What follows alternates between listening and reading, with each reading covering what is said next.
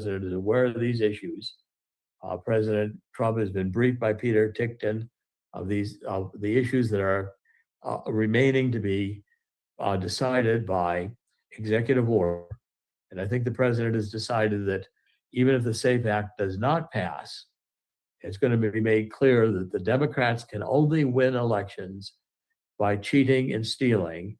The Democrats have a vested interest in maximizing the number of non-citizens who are in the United States, allowing them to vote through illegal schemes in order to steal elections.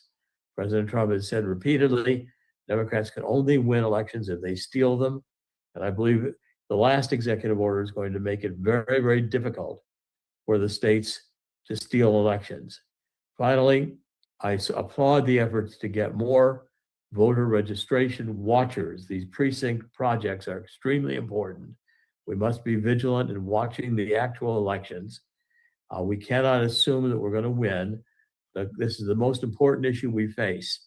If the Democrats win control of the House and Senate, President Trump will most certainly face impeachment the day after the election is certified.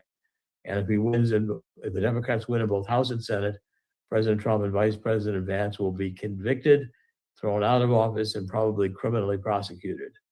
So in other words, this is now a pure power play by the Democrats. We have to be aware of it. We have to support the president in these efforts.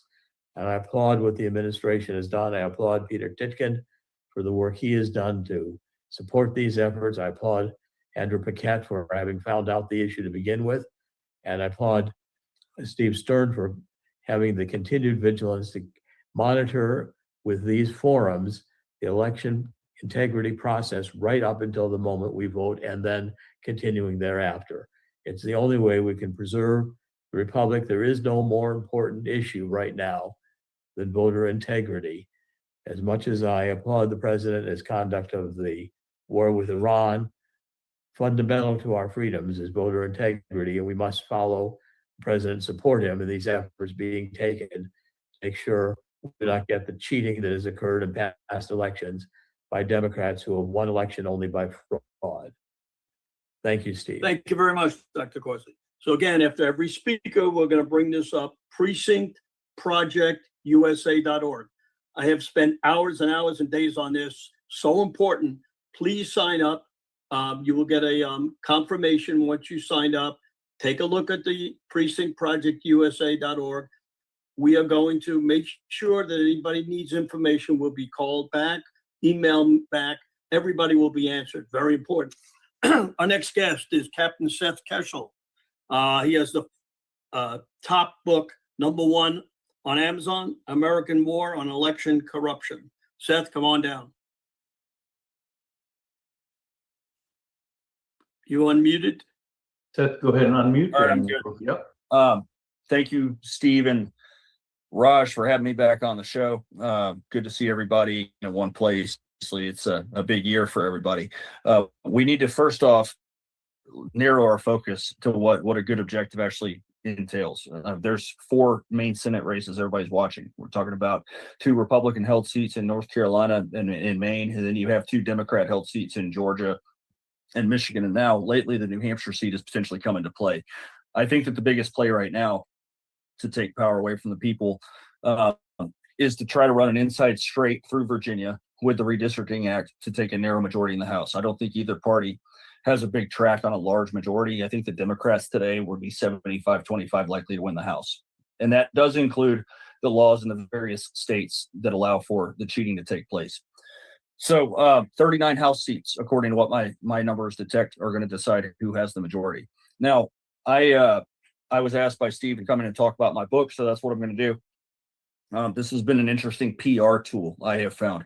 The entire U.S. Congress, thanks to a patriot in Pennsylvania, has a copy of the book, The American War on Election Corruption, which I think, fortunately, thanks to great support, is going to be the preeminent book on election corruption in the Trump era.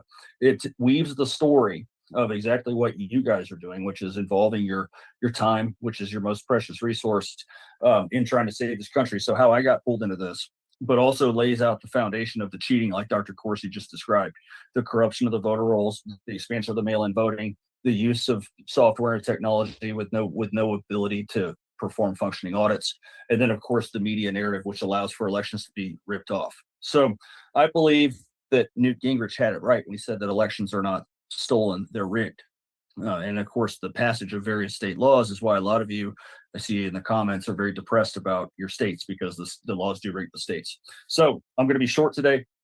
The American War on Election Corruption, paperback, hardcover, audio recorded by yours truly, and on ebook. And if you want to have me for an event to raise awareness about election issues or speak alongside candidates, you can reach me at skeshel@protonmail.com. All right, Steve, unless you have any questions for me, that's all I have. Yes, and I can do. yield back Seth, some time. could you give us a little the importance on the states that are turning more Republican, and why is that important? So I measure voter registration by party. That is the most accurate long-term predictor of the direction of your state. So if any of you live in a former red state like Colorado or Virginia, Virginia doesn't register by party, but let's take a state like Colorado that used to be a Republican and it's since flipped. You could have seen that coming by understanding the trend in voter registration. So voter registration by party went 29 for 30 in the last election in the 30 states that register Republicans and Democrats, in aligning with the shift in the presidential margin. The only miss was actually Colorado, which was the only state that shifted left, but it ran 2 points right from 2020 in the margin because there was a lot less ballot stuffing going on. So 28 out of 30 states right now since the 2024 election are either more Republican or less Democrat than they were in the 2024 election. So the two exceptions are New York State. And the reason that is because you had a primary where everybody goes and registers Democrat to figure out which least crappy Democrat is going to be the nominee. And then and that's already started to trick back towards the Republican side by about 17,000 in the last update. So by the next election, New York will probably join New Jersey and become more Republican than it was in 2024. And then you have the other one running left, which is Utah. Utah doesn't really have anywhere to go but down because it's so overwhelmingly Republican. And you have a shift of the LDS church happening right now away from the Republican Party in certain numbers. So 28 out of 30 states are to the right of where they were in registration in November of 2024. So the midterms are what they are. They go against the president's party. 20 out of 23 times since 1934, the president's party has lost seats. This is why, not to be a negative guy, but if we don't have a realistic understanding of how elections track, then we're not going to even pick the right seats to defend. So there's certain states we need to go on offense in, like Ohio. There's other states like Pennsylvania or Arizona we need to be on defense in when it comes to U.S. House races. So long-term Republican outlook is still good. 2026 outlook varies. But if you get your state red enough, like you have in Florida, they're not going to flip Florida statewide. They're not going to flip the U.S. House seats. So that stuff does matter, but it is a long-term strategic objective. And special elections, off-year elections, and midterms are difficult, and they always have been. So tell everybody how to reach and get involved on your site. You have one of the best informational sites that I've ever seen, and I think we need more people to go on if they want to get to you. How do they get to you? Well, the website he's talking about is my Substack. It's a bestseller in U.S. politics. It's CaptainK.us, CaptainK.us. And if you want to support me there, that's fine. If you want a 3-month preview, I'll give you a 3-month preview. Just email me over at skeshel@protonmail.com and talk about books, talk about the website. That's fine. Or any overall strategy, of course. I'm game for that. So thank you, Steve, and thank you for what you do every month. So what states would you say are most important to try to hold here in this next election? The 4 Senate races that are most important would be North Carolina. North Carolina is the most likely Republican Senate seat to get flipped. If they only flipped one seat, I would put all my money on North Carolina. I feel like Susan Collins is going to win in Maine. Now, a lot of us, grassroots folks don't care much for Susan Collins, and that's understandable, but she's the only Republican to run margins strong enough in the southern portion of Maine to win the state. So that is what it is. And then you have Georgia, John Ossoff running for re-election. It's going to be a very tough race. And then you have Michigan. Mike Rogers might have a chance depending on who the Dems nominate, but Michigan, of course, is one of the nationwide capitals of election fraud. Then you have the U.S. House races. I've got 39 seats that I think are going to be playable. I don't think either party has a high ceiling or a low floor. I can't see the Republicans losing the House and having 193 seats. I think that the winner is going to have 220 to 229, a pretty narrow majority. If Virginia manages to pass their redistricting thing, I think it's almost impossible for the GOP to hold the House. sad to say that. But Pennsylvania is a good example. There are 4 seats that I think are playable, and all 4 are Republican defenses. Okay, then you have states like Texas where they cut the map up. I see 3 for sure flips, and then 2 possible flips. And Ohio, same thing. I think that the GOP can pick up 3 seats without the risk of losing any. And I've got a complete list of that. Should anybody need to email me, I'll talk about it. What do you see in California? California looks like it's got 44 solid Democrat seats at this point, which is up 1 from where they are right now. 4 solid Republican, and then 4 playable seats where I think the Republicans could win. But California is definitely going for a 48-4 Democrat split. So in your estimation, how are we going to get the people to come out to vote? That's going to be the most important thing. We see that it looks like they're going to get rid of the legal aliens voting. I'm sure that if that happens, there's going to be a different play on some of these elections, especially California, where they have a lot of legal aliens voting. Texas, New York, Florida, we still have illegals here.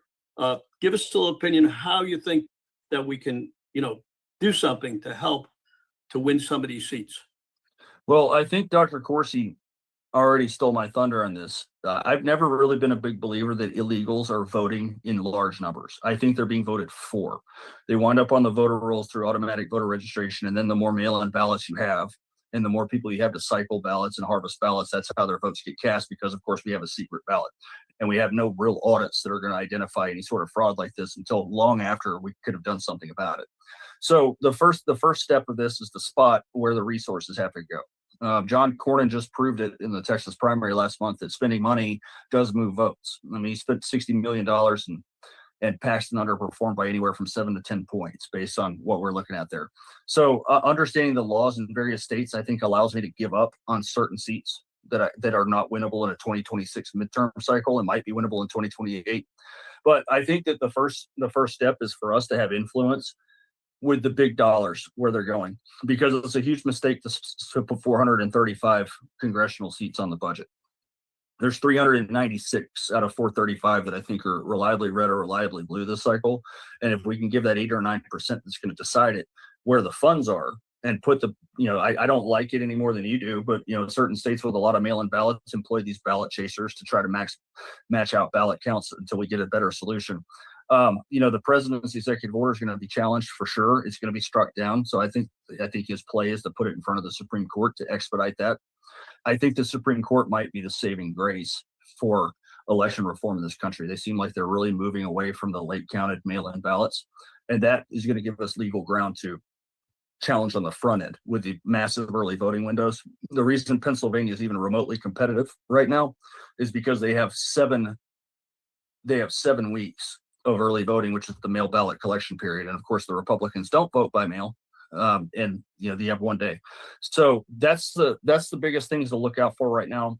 I think that allows us to narrow it down. Florida, for example, I don't see any Republican held House seats that would flip in an election of Florida.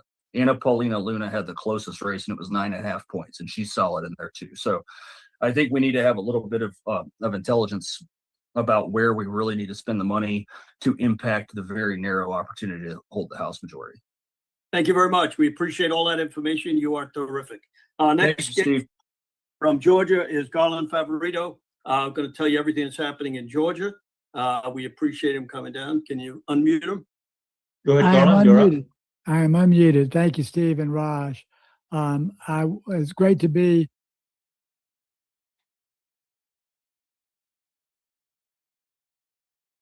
Garland, we can't hear you. Go ahead.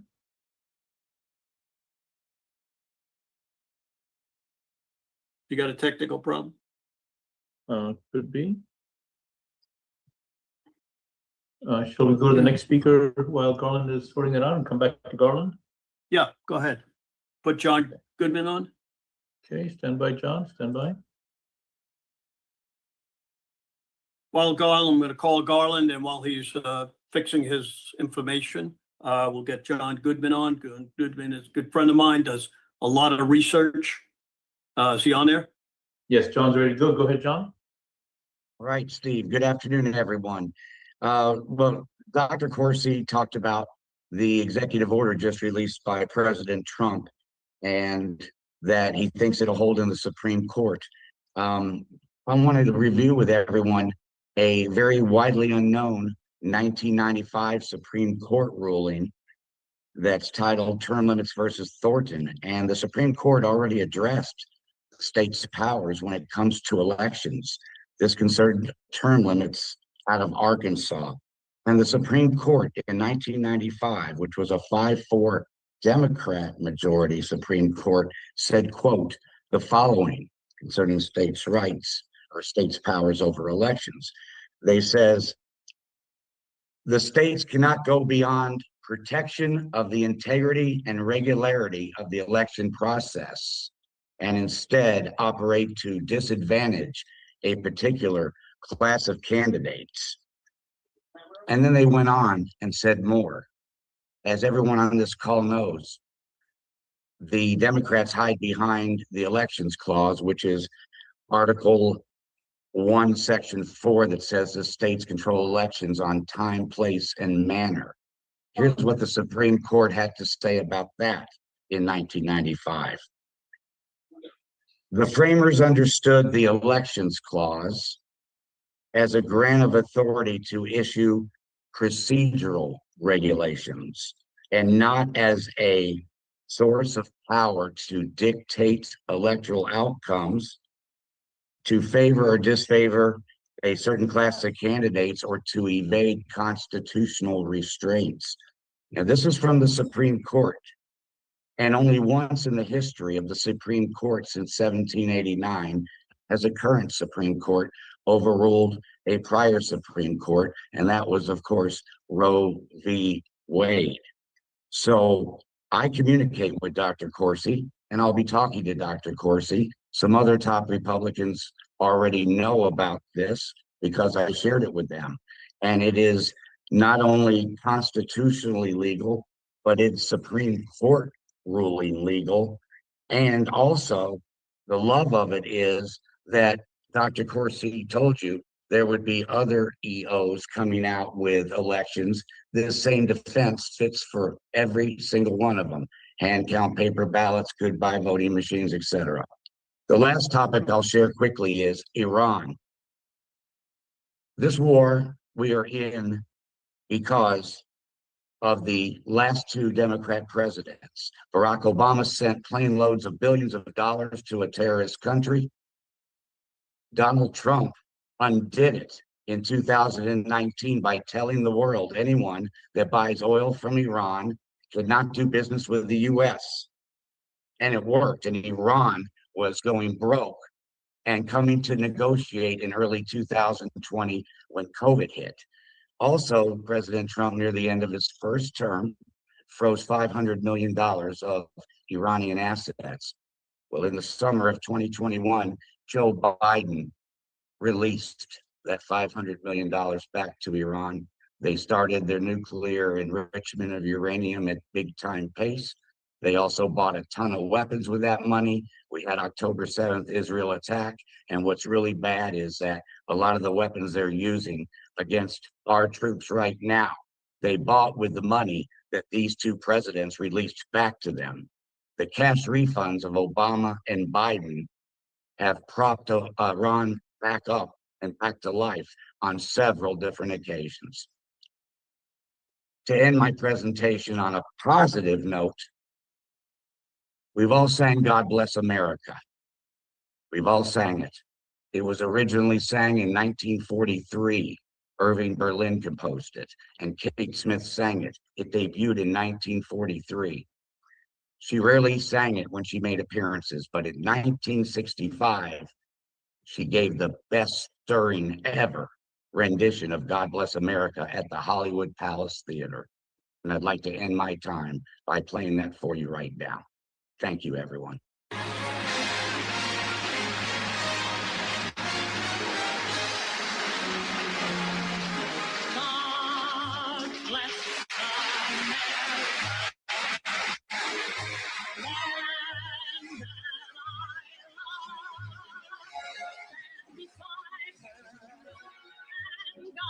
Through the night with a light from above. From the mountains to the prairies, to the oceans, white with foam. God bless America, my home, sweet home.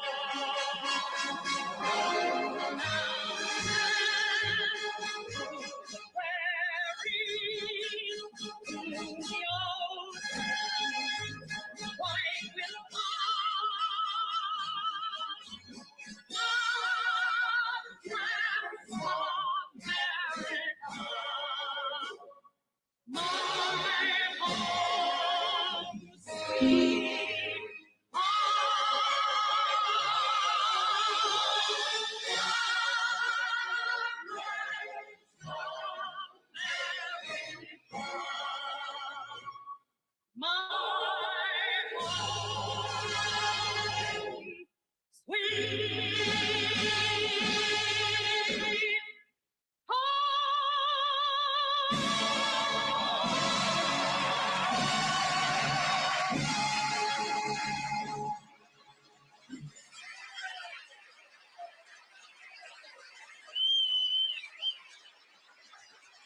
Thank you, John. Next up, we'll be back is Garland Favorito again with his wife.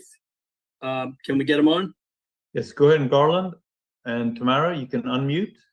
Okay, And I'm if you- unmuted. Great. Go ahead, please. Okay, so what we'd like to talk about today are three things. First, the Georgia State Legislative session that just ended last Thursday night.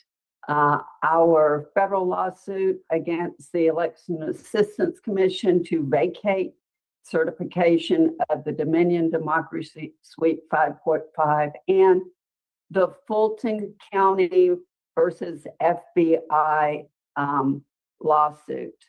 So first up, the Georgia State Legislative session. So it ended last Thursday night, and we had two really good election integrity bills going into the last day of session, and one that was not good. It was basically a vendor bill setting up purchase of a new system. And it turned out that none of those bills were passed.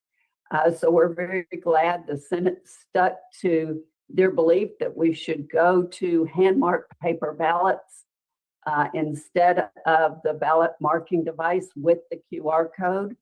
And they did not pass this vendor bill that the House had handed them, but then neither did the really good election bills get passed. So where that leaves Georgia is there is a law on the books that was passed in 2024 that said as of July 1st of 2026, the QR code on the ballots is banned. So we are moving towards our general election in November without a legal way to vote because our Secretary of State has done nothing to prepare Georgia to not vote on the BMDs that have the QR code. So we believe what is coming is a special session from the legislature, probably in June after our primaries are May 19th, and any runoffs would be in early June. So we think they would have the legislative session, special session following those runoffs. And we intend to be prepared to hand them what we're going to call the People's Bill, which will make sure that we have hand-marked paper ballots, and any system that they choose to purchase will have to meet the critical infrastructure guidelines. So it can't be foreign made, it can't be remotely accessible, and it cannot have proprietary software. So we may be heading for a showdown because it seems like the governor is not in our camp for that. But we'll make sure that they hear from us. So the second item we wanted to mention today, and I believe we may have talked about this one other time on your show, Steve, is that we, Voter GA, and some other patriots have filed a federal lawsuit against the U.S. Election Assistance Commission because they certified the Dominion Democracy Suite 5.5, which is the one that Georgia uses, in 2019, and it never should have been. It did not meet the criteria for having passwords. There are hard-coded passwords that are sent out with that system that have never been changed. And also there are encryption keys that are stored in plain text. Those are violations of really standards that go back as far as 1984. So this would be one way that we can make sure that Georgia can't continue voting on this election system, because we have in Georgia law that any system they use must be certified by the Election Assistance Commission. We are hoping to have a hearing on that next month. So that's where that stands right now. And then number 3 is the Fulton County ballot case, where the FBI came in and seized the ballots under a search warrant, and Fulton County sued them to get those ballots back. So I'm going to turn this over to Garland to talk about that. Great. All right. Thanks, Tamara. So I've had some problem with the internet up there, and she's on the same one. It works fine. So we'll have to figure that out later. But anyway, just a couple of points on January the 28th, we had a 27. I'm sorry, January 28th, we had that was when they got the ballots. Fulton County actually executed a search warrant, and the FBI executed a search warrant on the Fulton County warehouse. I know y'all are familiar with that. Fulton County then turned around and filed a claim that the FBI violated their constitutional rights. Now, this is ridiculous because the plaintiffs in this lawsuit, 3 of them are government agencies and 2 of them are officials operating in their official capacity. So they have no constitutional rights because, as you know, constitutional rights are reserved for United States citizens, not for government agencies and government officials. So they, on March 20th, the DOJ filed a beautiful brief that explained all this and how frivolous their lawsuit is. In addition, these plaintiffs, they cannot even meet, even if they had standing, they can't meet the 4-part test for criminal procedure complaint for violations. They just fail on every part, and they would have to meet all 4 parts. Nevertheless, within 2 hours after the DOJ brief was submitted on March 20th, the court ordered an evidentiary hearing that really should have never been ordered. So it didn't even look like the court had read the DOJ's brief before they ordered it.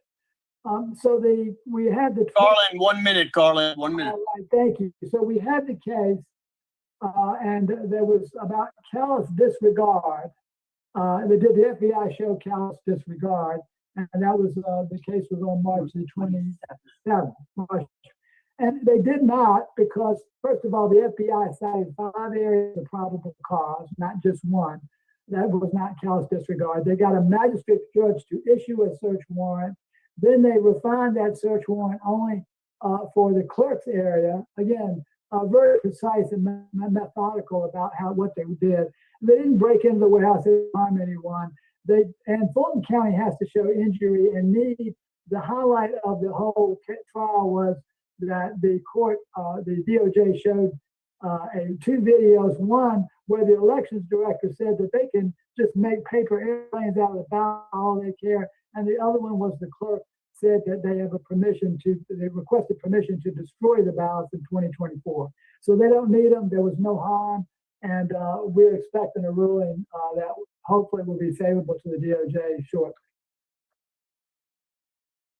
Okay, thank you very much. Our next guest, Matt Meck, a host podcast, election integrity expert in Nevada.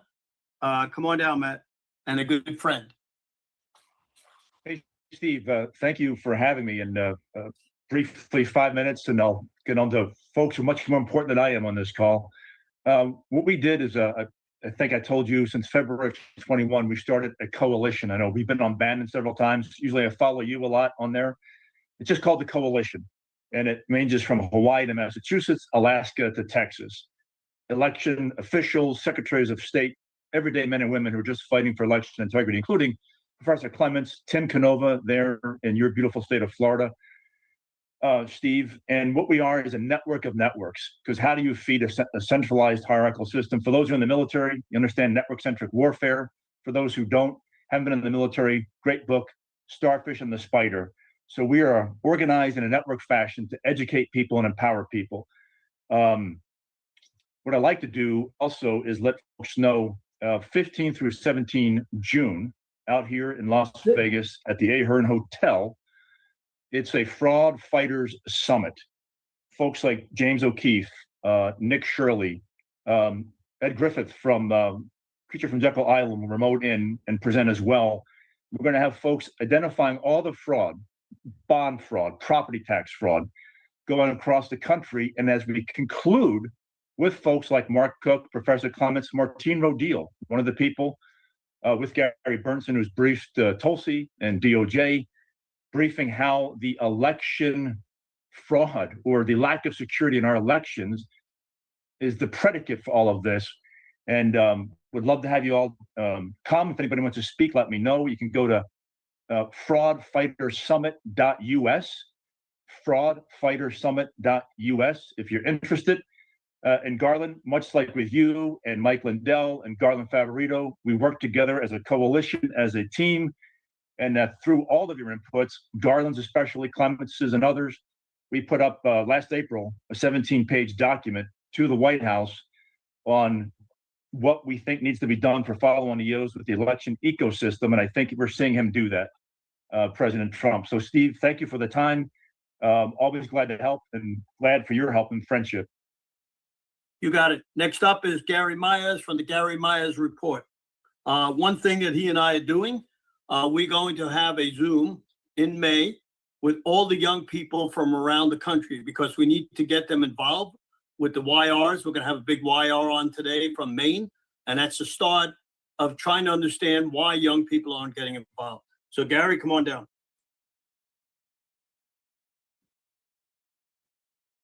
Gary, go ahead and unmute. Go ahead.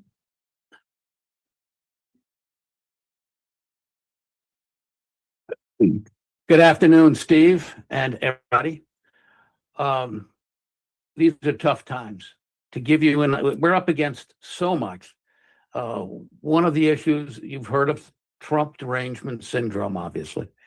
It is so bad that there's an individual I know whose father headed a government agency in Iran. And he saw his father executed on television by the current regime.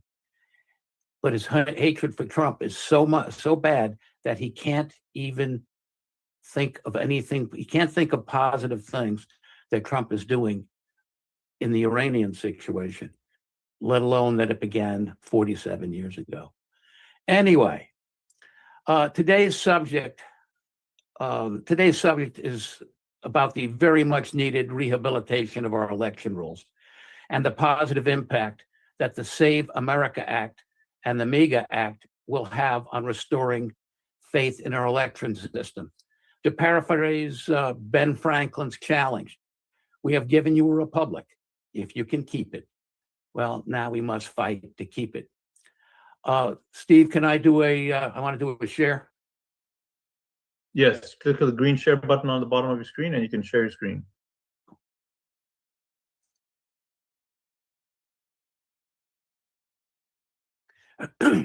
In September 2025, we did a survey of election rules for all 50 states, including the District of Columbia and 36 other countries. The study was conducted by more than 24 people in different parts of the world on all 5 continents. And what we did is we studied 17 risk variables for elections. The results were not pretty. Basically, using a scoring system of A to F, prior to the election, prior to where we stand now, the U.S. ranked 59, had 59.8% compared to the average of the rest of the world, which was 81, which had basically a C plus or B minus and 81. The point is, we weren't even that good, because we got that score that high because virtually every state in the union requires citizenship only voting, but only one state really does a good job of verifying it. If we do pass the SAVE Act and the MEGA Act, our score would go up to about 81.1. We'd be on a par with the rest of the world. To give you an idea, countries that are doing better than we are include Kenya, Mexico, Chile, Ghana, Italy. Even South Africa is doing better. And the curious thing is, I know South Africans, white South Africans, and they believe in their election system. It's a terrible thing that we have, and we are the only country that has that allows the honor system to be any part of our election system. And we're the only country, well, Sweden is, I think, is an exception, that takes in ballots after election day, and they only do it for 2 or 3 days. It is just crazy. In terms of where we stand today, all of these states in red are failing, the worst being Nevada. Mississippi was up there at 81, but it's a very poor situation. If we pass the SAVE Act, there'll be no failures. Here we have a slew. We have 27 states that failed, 20 that have Ds, which is pathetic. If we pass the SAVE Act and the MEGA Act, the whole thing gets greatly improved, significantly improved. This is what we have to do. In March of 20, we did this update of the impact of the SAVE Act in March of 2026, and we're spreading it around. We're going to be releasing this survey to all the congressmen and senators in the U.S. over the next 2 days. This is what we have to do. The people need to know what the issues are. I don't think anybody realizes, or very few people realize, just how bad we stand compared to the rest of the world. The key issues are, as we know, mail ballots. Almost no one else in the world uses them. Lack of voter ID. We're one of the very, very few. There's no one else that uses them. And failure to prove citizenship is verboten. It's in general, the U.S. lags behind the rest of the world. So passage of these acts, we're getting an EO is what is critical for preserving our representative form of government. The idea that we have here, anyone who wants to contact me, you can look at our website. You can download this information from the website. You can contact me directly at Gary@myers-group.com, and we'll give you this information so you can spread it around and use it. Copies of the original report as well as the update are available. And our next efforts is what we're doing is we will be updating the original survey, And we're also reaching out to students throughout the US and elsewhere. Our current student program includes students at the London School of Economics, which has been going on for 2 years now. We have students at Northwestern University and Mississippi State University, and we're looking for more students in different parts of the Now, US. what's wrong? Say again? All That's right, I'll be down in just a minute. That's background, background. Okay. Raj, you want to get him off? That's Favorito. Copy that. If anyone would like to participate, contact us directly. The student program that we're doing, we think is exceedingly important. And the election integrity the election integrity efforts that we're doing in this country is impacting the rest of the world. It's impacting the UK.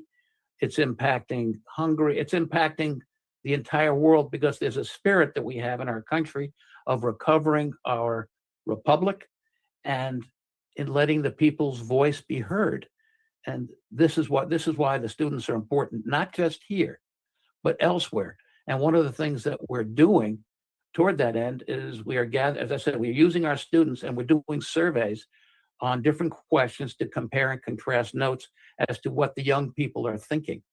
And we're finding that there's a very significant commonality of what they're thinking, what they want, and a tremendous lack of information.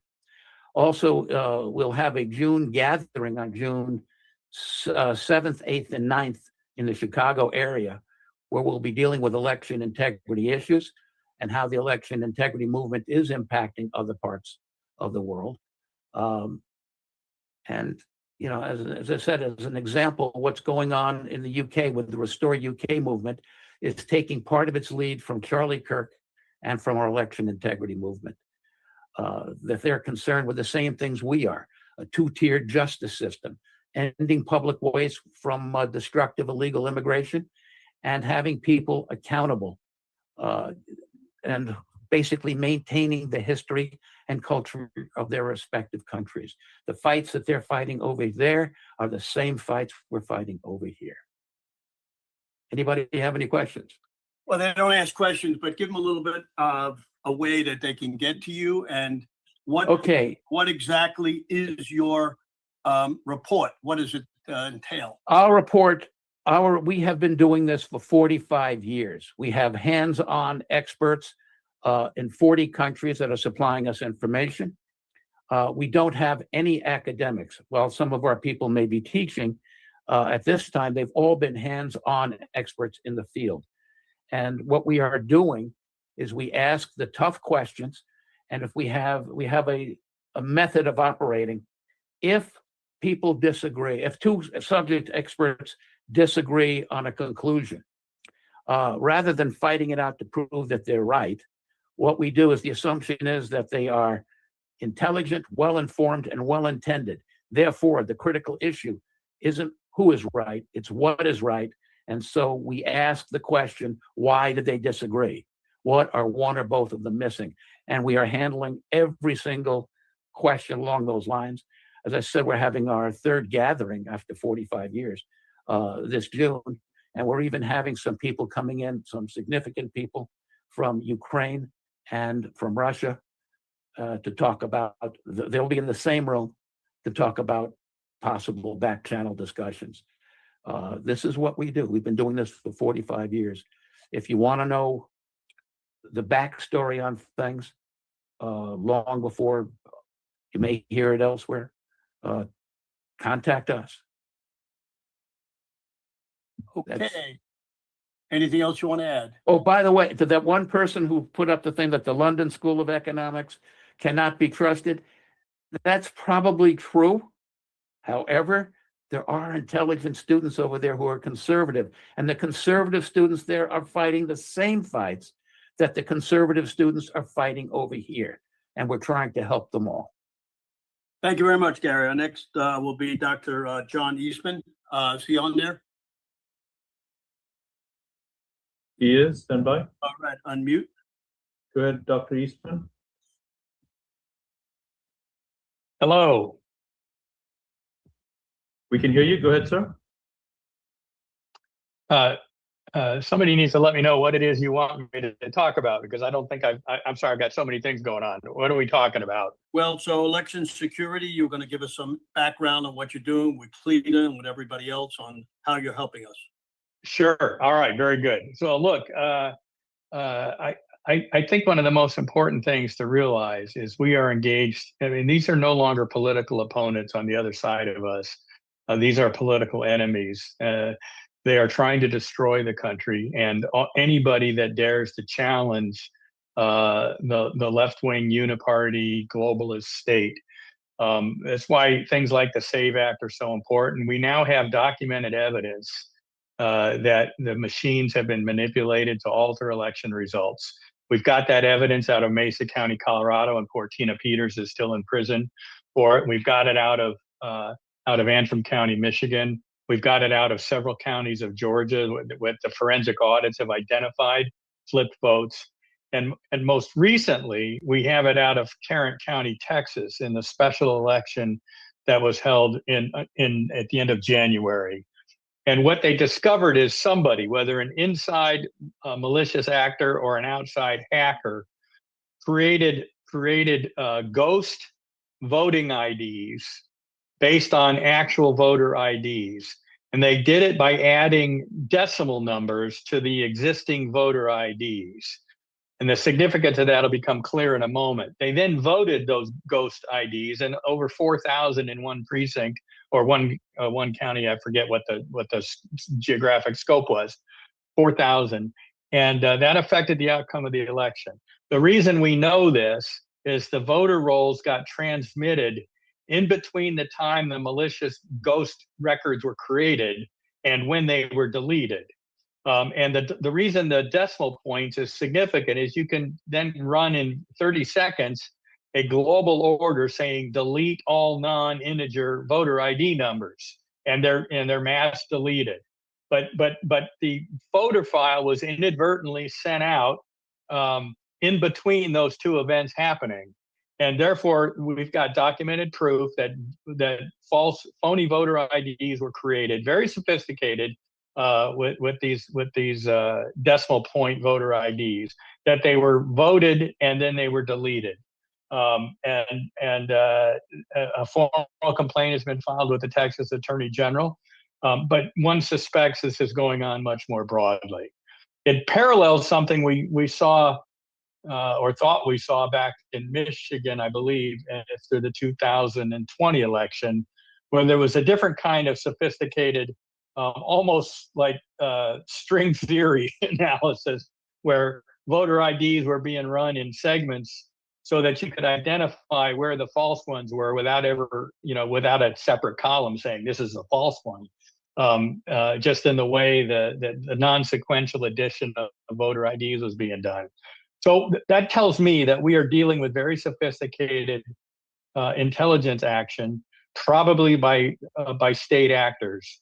And therefore probably by enemies, foreign enemies of the United States.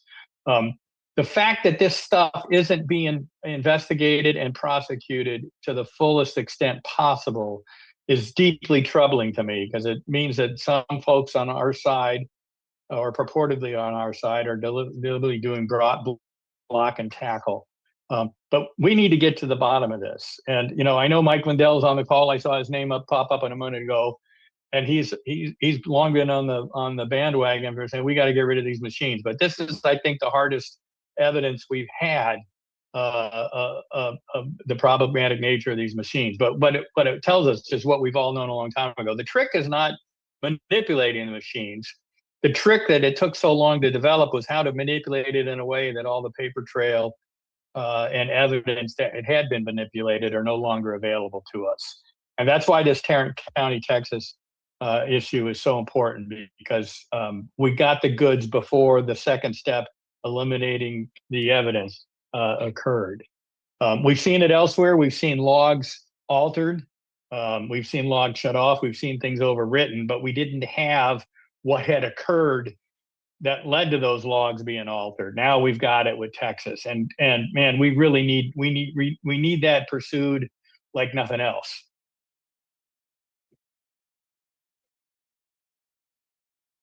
let me see if anybody has any questions or about that. Thank you very much for that. Could you just reiterate how people can get in touch with you? Sure. My email is jeastman@claremont.org.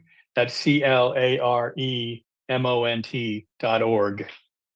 Thank you very And much. Twitter, of course, if you want to follow me, Dr. John Eastman on Twitter. Thank you very much. We appreciate it very much. Next up is my good friend, Mike Lindell, running for governor of Minnesota. Go, Mike. Hello, everybody, and you can all check it out, MikeLindellGov.com, MikeLindellGov.com. You guys, I'm actually heading back to Minnesota today. I've been out doing fundraising, but now we're taking that, we're going to be using that to win Minnesota. I'm going to be doing rallies and town halls all over Minnesota. Just I'm going to kind of mimic exactly what the president did when the media tried to block him. If me running for governor, you wouldn't even know I'm running in Minnesota because the fake news media, the horrible Minneapolis Star-Tribune, they don't even attack me anymore because they know I've used them for so long to get the word out, everybody. But it was, John was just saying there, when we talk about our election and voting machines and stuff, you guys, we've had all this for 5 years. We've had it, there's only one truth, everybody. And with cast vote records and everything, they all point to the same thing, okay? Computer manipulation in our elections, and we've got to get rid of these and having great breakthroughs like he was just telling you there in Texas. You guys, where are we at now that we weren't 5 years ago? Our voices are bigger. This Steve, what you got going here, just this alone, you guys, we have to get the word out of the good things, the breakthroughs. Remember, we spent 5 years breaking through the biggest cover-up of the biggest crime ever, trying to take our country without firing a shot. So we've already broke through that. Now it's, hey, how do we get rid of them once and for all? And we've got to keep, you got to keep going. It's not an insurmountable task. 132 countries have built electronic voting machine, and they've done it for a reason. I was just at CPAC, everybody. And by the way, CPAC endorsed me in my governor run in Minnesota. But there was two interesting things that happened there, everybody. One is I kept being followed by all these South Koreans. They're following me all around the place going, hey, you got to meet this guy. You got to meet this guy. And here I finally said, okay, I'll meet the guy. I'll put him on Lindell TV. Well, he's a former prime minister of South Korea. He's like the Mike Lindell of South Korea. I had an interpreter. This was over an hour show. You can see it on LindellTV.com. It was actually close to 2 hours, I think. We talked back and forth, and where they're at in South Korea, it's almost like a parallel track. They have the mainstream media, and the media tries to suppress that, oh, the machines, the election platforms are just fine, all is well, as they're finding more and more things, more and more deviations in their elections in South Korea, and they're fighting to get rid of the machines. But what's the biggest obstacle? The obstacle is their voice. They have 97% left-wing media too over there. But what we've had here now, it's not 97% anymore because we have all the platforms now. We have, your Elon's X, you got True Social, Vocal, Lindell TV, you got podcasts like this. You have great podcasts, great show, Getter, Gab, Instagram, Telegram, even Suckerbuck's Facebook, everybody. At least he doesn't cover stuff up anymore. So you can spread the word, spread the stuff that we have right now, spread it out, spread the word, spread the hope. Someone just put up in chat, Minnesota's got an app for their election. Yeah, we were voting 45 days early way before the virus. We were the only state in the whole country doing this. We've been blue since 1972, everybody. We didn't vote for Reagan in the presidential election, but we've had some very strange elections, as you know, Jesse Ventura won here. But what I'm saying is, I will tell everybody this. In Minnesota, they have bashed me. They've said the media there going, Mike, your evidence is no good. We've seen you lost the $5 million challenge. I said, this was CBS Sunday Morning. I said, listen here, Esme. I said, I didn't lose the $5 million challenge. It was overturned by the 8th Circuit here in Minneapolis. And they say Mike was right. His evidence is right. and she didn't do her due diligence, but it got played out on CBS Sunday morning. And so what we have, and when they're bashing me in Minnesota or not even going after me, right now they're not going after me because that's how I would get the word out. What we have in Minnesota, if I win the primary, which I plan on doing, we have access then to the source code to these machines, these voting machines there, which, by the way, Minnesota has all three, ES&S, Dominion, and Hart, which is pretty amazing. And I happen to be in the state that has all three brands, and all three, we all know, everyone on this call, one's as bad as the other, as bad as the other, as bad as the other. They're all the same. But I'll have access to this. And what I've been telling people in Minnesota, when the president went too big to rig. Now I want everybody to think about this. What did that mean exactly? You're getting more people out to vote than the cheat would be. Okay. What I'm telling you, everybody, here's your hope. And here's how we can never give up. Right now, like you just heard about Texas, there's states all over like this that have been fighting and fighting. California is another great one. But all these places where we have certain things in place now, where let's say you have if the SAVE Act, with this Save America Act, that gets pushed through, that's going to solve so many things, because when you take away different pieces to be able to steal or to steal our elections, then the deviations come out and stand out like a sore thumb. What I mean by that is you'll see if you take away where you can't take, let's say you take away all the illegal. You have to have voter ID and you have to live in the United States, right? You have to live here. If you take that out of the mix, where you have to have voter ID, now they have to cheat. Let's say cheat same day or cheat same day. If you take away early voting, which is part of that, if you take away the early voting, and now you have to cheat on the game day, where then you're actually flipping votes from, and I've seen it go both ways with the uniparty, Democrat to Republican or Republican to Democrat. What I'm trying to say is that everything we've learned over these last 5 years, so many of you on this call across our country, I know what we've learned is when these deviations that we see during these midterms, when they pop up, they're going to stand out, and then it's going to be us to get the word out, and maybe it's going to take that to actually get to where we need to be, which is paper ballots and counted and secure our elections. All of our work has been, someone says, oh, you didn't win, Mike. You don't have the machine. Some of they're still here. Well, you know what? This is a long-term thing. This is their biggest thing that they want to keep. That's why our president said, this is the most important thing he's saying during his presidency is our election platforms. It is the most important thing there is, because everyone else comes out from that. And so I just want to give everybody hope here that we says we got to keep going and going and going and going. Hey, your dogs. I got dogs going kind of crazy here. Anyway, here, Marianne, you just sit there. They're okay. Okay. So you guys, I wanted to spread this message of hope. The hope is we keep moving forward and securing our elections and doing everything we can to get to where we want to get to.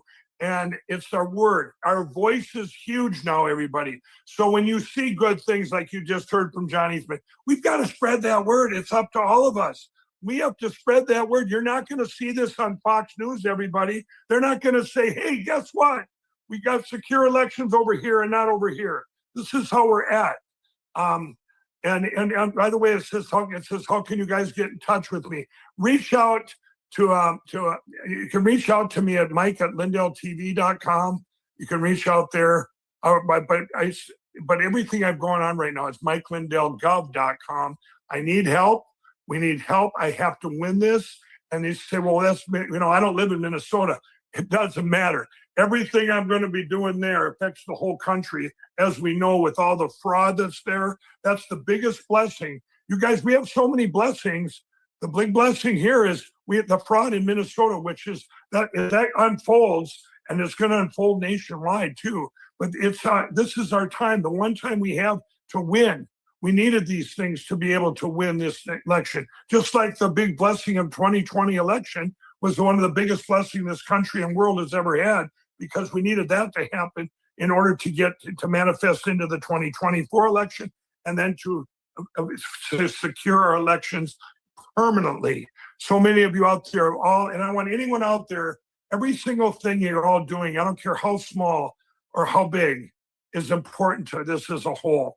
Because and even if it's just praying, even if it's just putting out our voice every day going, hey, this is it over here. We have to secure over here. Another thing we all have going, everybody, is 80% of the country, of the people, want the Save America Act passed.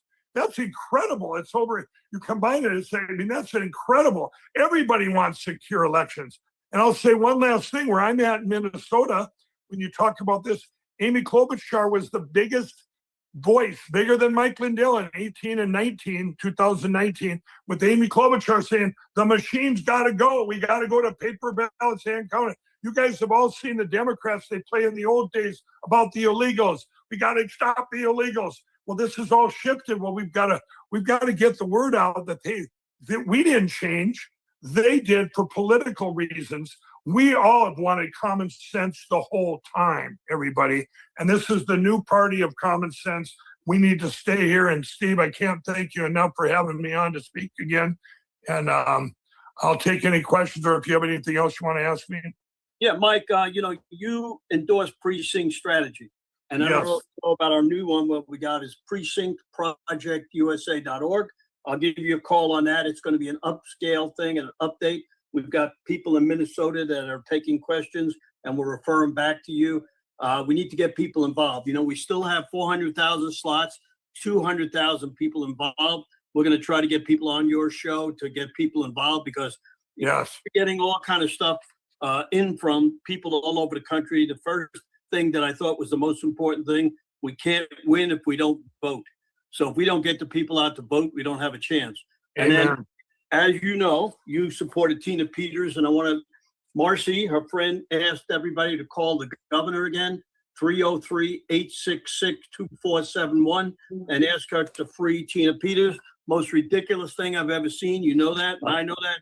And we're asking everybody to vote for Scott Bottoms in Colorado for governor, to get that freaking guy out and the women out that are left-leaning, terrible people like you have in Minnesota. So Scott Bottoms, very important person to get elected.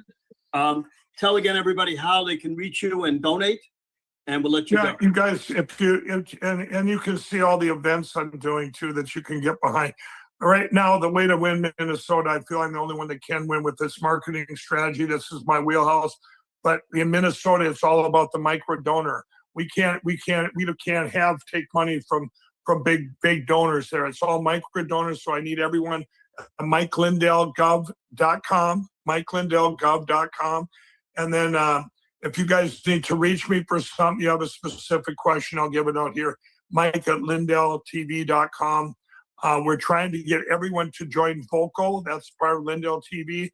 It's our election platform. It runs the Cause of America, the Election Crime Bureau. It's Vocal, VOCL.com. And yes, everybody, I endorse everything Precinct Strategy is doing, because I'm telling you, all of you on this call, every part of this giant, what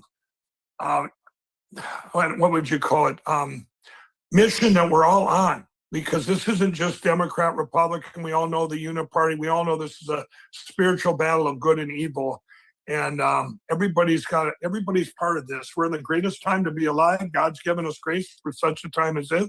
So you guys get involved, and stay involved. Like Steve, you're helping one day at a time to help save this country.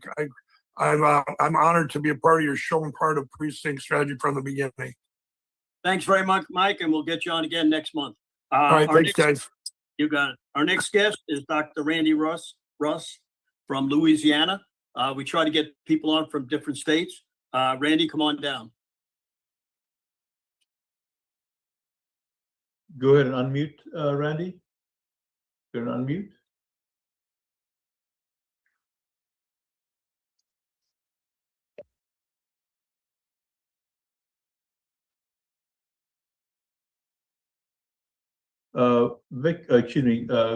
Steve, we have Dr. Edwards who's available. We got Matt Griffiths on there, put him on, and I'll try to get a hold of Randy and see what's going on. All right, go ahead, Griffith, go ahead and unmute. Well, Matt is from Maine. He's one of our YRs, and that's who we're trying to get involved. So very important person, so come on down.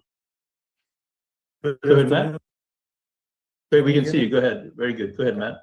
Very good.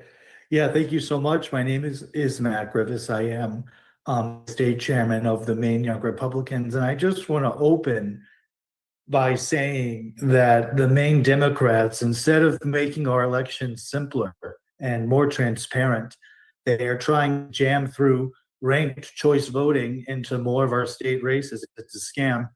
Even though Maine's own Supreme Court just today, the Judicial Court already said that that clashes with the state constitution's requirements, that they're decided by a straightforward plurality of votes. Even a Democratic Attorney General admitted that ranked choice voting is a fundamentally different system that doesn't meet that standard. So when young Mainers look at this, they see the truth that this isn't about strengthening democracy. It's about protecting the Democratic majority, which is very slim. I'll be off this call in 1 minute and I'll pay. Well, I don't know. There's somebody, I don't know if that's somebody that.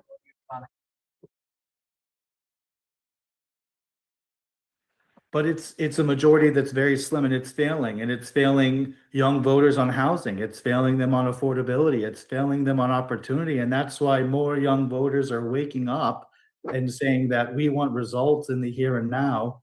They don't want any more political gimmicks that are designed to keep these kinds of people in charge. And on top of that, this isn't just a theory. Steve Robinson and the team at the Maine Wire, they do a great job of actual real journalism investigating the work that the mainstream media refuses to do, and they deserve a lot of credit for it, to be honest with you, because their reporting actually leaked that MaineCare records show that there have been documented cases of non-citizens voting and enrolled in taxpayer-funded medical programs in multiple cases. They've been registered to vote. They've had votes cast in their names in Maine elections, and those are dollars that are going to non-citizens, and that's a dollar that's not going to Maine families and everyday Mainers. And on top of everything else, you can look at what Portland is doing, and what they've done is hurting landlords. They're wanting to make it to where if you have a ground floor storefront that's been vacant for more than 6 months, they want to charge you. They want to fine you because you're not letting them put in their liberal art gallery into a vacant storefront, and they want to fine you unless you let them use your property. And these are fees that are starting in the hundreds to thousands of dollars and climbing into tens of thousands if you don't comply, even though there are roughly about 40 empty spaces. So last I was told there's about 40 empty spaces in downtown. And that's because these policies have made it too expensive for business owners. They're leaving, and they want to punish success and make freeloading easier. That's what's happening in Maine. And on top of that, now you've got undocumented and illegal citizens, not even citizens, illegal aliens that are voting. And there's evidence that they voted in Maine elections. And the Secretary of State, Sheena Bellows, is running in the Democratic primary for governor. And she knows that this is happening. And again, the Maine Wire did great reporting by calling her out when she originally said last year that there may be a few cases. And now that she's running for governor, she's saying, oh no, that's not true. And also she's going to oversee her own election. The uniparty system is so rigged. It's so rigged in the favor of the Democrats, it should make everyone sick. Young people are waking up to it. They are fed up with it. And I think this is going to be the year that Maine wakes up and sees how corrupt it's become and how harmful it is to the Maine economy. And I want to close my statement with just one thing. Now, Steve, I don't know how I can share a video, but I actually went down to, they have the liberal protesters. They do protest every week about one thing or another. Half of them don't even make sense. But this is a video that I took without them knowing. And I would like to show it to you because these are the type of people that we're up against. You should be able to show it on your thing. Okay. Raj, can you help Yeah, them show? go ahead and click on the share screen, Matt. And then when you do so, please be sure to click the share audio button. So you'll first click the share screen Share button. sound. Okay. Yeah, share sound. Perfect. Some, senators meeting, and he personally picked her out. He said, "Where's Connecticut?" She said, "Right here." And he said, Connecticut. No, Is she the governor of Connecticut? no, she's not. She's here. What is this? Maine. Name. These are people who don't even know where they are. And these are the people that are going out and telling you, and they're going and telling children, young children, basically 18, 19-year-olds, to save democracy. This is what we're up against in Maine. And I'll tell you what, young Mainers are fed up with it. And I think there's going to be some real change. We currently don't have control of the House by less than 5 seats. And I've talked with the Republican Party leadership, and we're expecting to take back control of the House by a pretty substantial majority, I'm hoping. And that's what it's looking like. Swallow this. Because we've got But I to. can't- Because if we don't, we're not going to have anything left, especially if they're allowed to push through scams like ranked choice voting. Okay, how do people reach you? So you can reach me directly. I can put my information down there. I can put my email down there. You can Well, also let us know, because there's millions of people watching this, not just in the. Oh, yeah. Okay. Yeah, perfect. So you can reach us. You can go to our website, MaineYoungRepublicans.com. You can reach us directly there. My information's on there as well. If you're interested in getting involved and supporting us, we have people who have, sent us well wishes and supported us all over the country. Because again, we have a dark road ahead of us, but we are getting closer every single day. So you're able to go onto our website, MaineYoungRepublicans.com, and you can get all the information about us there. Can you give me some idea of how we can get young people to get involved? As you know, we're going to have a big Zoom meeting with Gary Myers next month, and give us a little input, because people on here want to know how they can get young people involved, because without young people, we're not going to win elections. Yeah. So one thing that we're doing to get young people involved is we're taking this messaging directly to where they are. So in Maine, we're going on college campuses. We're going to a lot of these places where we can find young people and actively engaging them, putting them in front of like-minded people, building those connections. Because in Maine, there's a member of the chair of the College Republicans was actually punished by his university because he's a conservative. And there's so many people that are anti-conservative at some of these universities, it's nearly impossible to just speak out. But we're taking this to college campuses, and we're connecting directly with college students, and we're bringing candidates to these campuses as well to connect with them. And so we've been able to grow in numbers that we weren't expecting. And so that's what we're continuing to do. That's what I encourage a lot of people to do, is connect with young people where they are and tell them that there is hope for these young conservatives out there, and the tide will be turning, and it will be turning very quickly. Thank you very much, Matt. Thank you so much for having me on. Yep, you got it. Let's see if we can get Hey, I'm Russ here. back on. I'm here. Can you hear me? We can hear you now. Great. Thanks, Steve, and to Raj for inviting me to come on. My name is Randy Russ, and I'm in the great state of Louisiana. We're a Dominion exclusive state, top down, and I'm going to give you 3 key points that we're working on. One is Calais versus Louisiana. That case was heard in the Supreme Court last fall, and it is the racial gerrymandering case. So you'll want to keep a close eye on that, because as you probably are aware, if the Supreme Court rules in our favor, it will outlaw gerrymandered districts based on race, and we should pick up conservative seats because of that. Secondly, we have an active lawsuit. Again, the key lead plaintiff is Bert Calais, one of our patriots. Raj, you met him in 2022, I'm sure.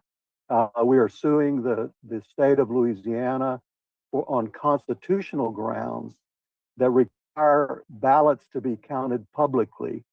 I don't need to tell the folks on this call that the Dominion system does not count ballots publicly.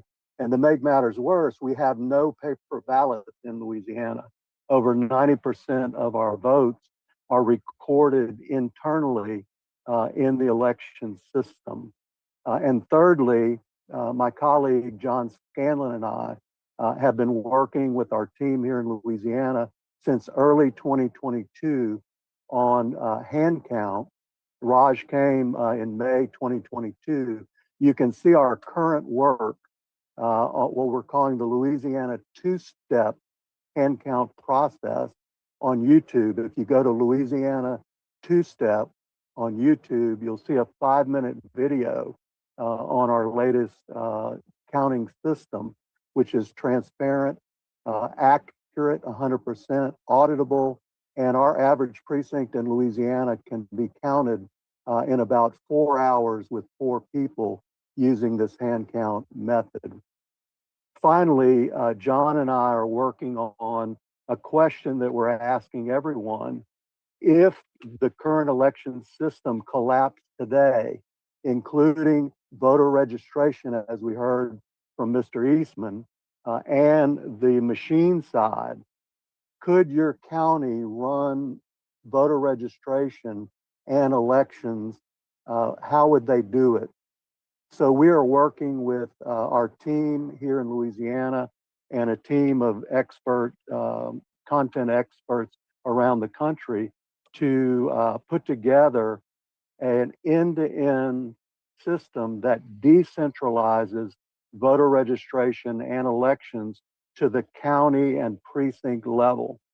We've engaged a management consulting firm and CPA firm for audit purposes to help us develop the processes, procedures, and sample law, model laws to enable the counties to take over responsibility for their own elections down to the precinct level. So that's what we're working on currently, and we're hoping to have something to report in the next little while.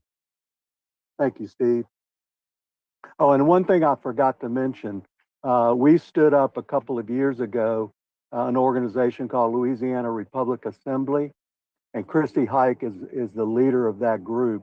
They are intensely focused on, among other things, on the county level, we call them parishes in Louisiana. They're focused on the precinct project to fill seats on our Republican local organizations.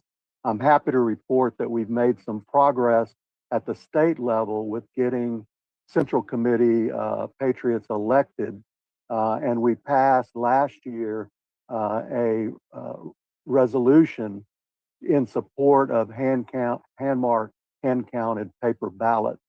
We won by 2 votes, but we'll take that win. So that's what's up in Louisiana. We're optimistic. We've been slamming our senators to get this SAVE Act passed, Save America Act passed, and we're very hopeful here in Louisiana. Thank you all for what you have done and what you continue to do. God bless you. Thanks. Appreciate it, Randy. We finally got you on there. Before our next guest, Raj, you want to say a few words?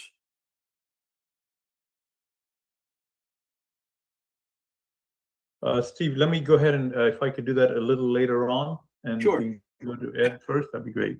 Yep. So let's get Ron Edwards on, see if you find him. Go ahead, Ed, you are up. Go ahead. Ron. Yeah, Ron. Yes, Steve and rest of you patriots, it's good to be with you guys today. Steve, it is wonderful having your support, allowing me to be here and have a voice and some visibility to a wide audience. I'm speaking to you guys from the great state of California, the Golden State. They're trying to take us down, but Steve, we're fighting like crazy. I'm an African American. I'm a Black Christian is what I tell people, and I wasn't engaged in this fight. I was just doing my thing, helping my family, helping the community, working in the community, working in church. But then I started seeing what was going on, Steve. Our nation is being invaded. Our rights are systematically being taken from us. Our government is really, again, like fighting against England, it's a tyranny. The taxation without any representation, it is ridiculous. And we know the politicians were taking more money from us than they should, but at least they wasn't taking our children away from us, and we still had a little bit of freedom. You know, it's just what they're doing is just ridiculous. We're all fighting for our freedoms. There are a lot of people that's a lot smarter than me, guys, that are involved in this election integrity fight. You know, California has been a big trendsetter throughout kind of like the history of this country. But we got to stop following California. California was like that cool kid in school, and everybody wanted to, you know, be like that kid. We had entertainment, got culture, we got amusement parks. Everybody wants to come to California. But if you know what's going on now, the trend is people are leaving California. People are saying that's enough. I've had enough. I know people that's going to Texas, people that's going to North Carolina, people that's going to Arizona and even Kentucky. They're running away from California. But I want you guys to know that they are patriots like Ron Edwards that's standing in the gap, and we're fighting for California. I want everybody to know that there's more Republicans in California than any other state in this union. And we have good patriots here. We have moms here that's fighting. We have dads here that's fighting. And like I say, again, we have patriots that are fighting here.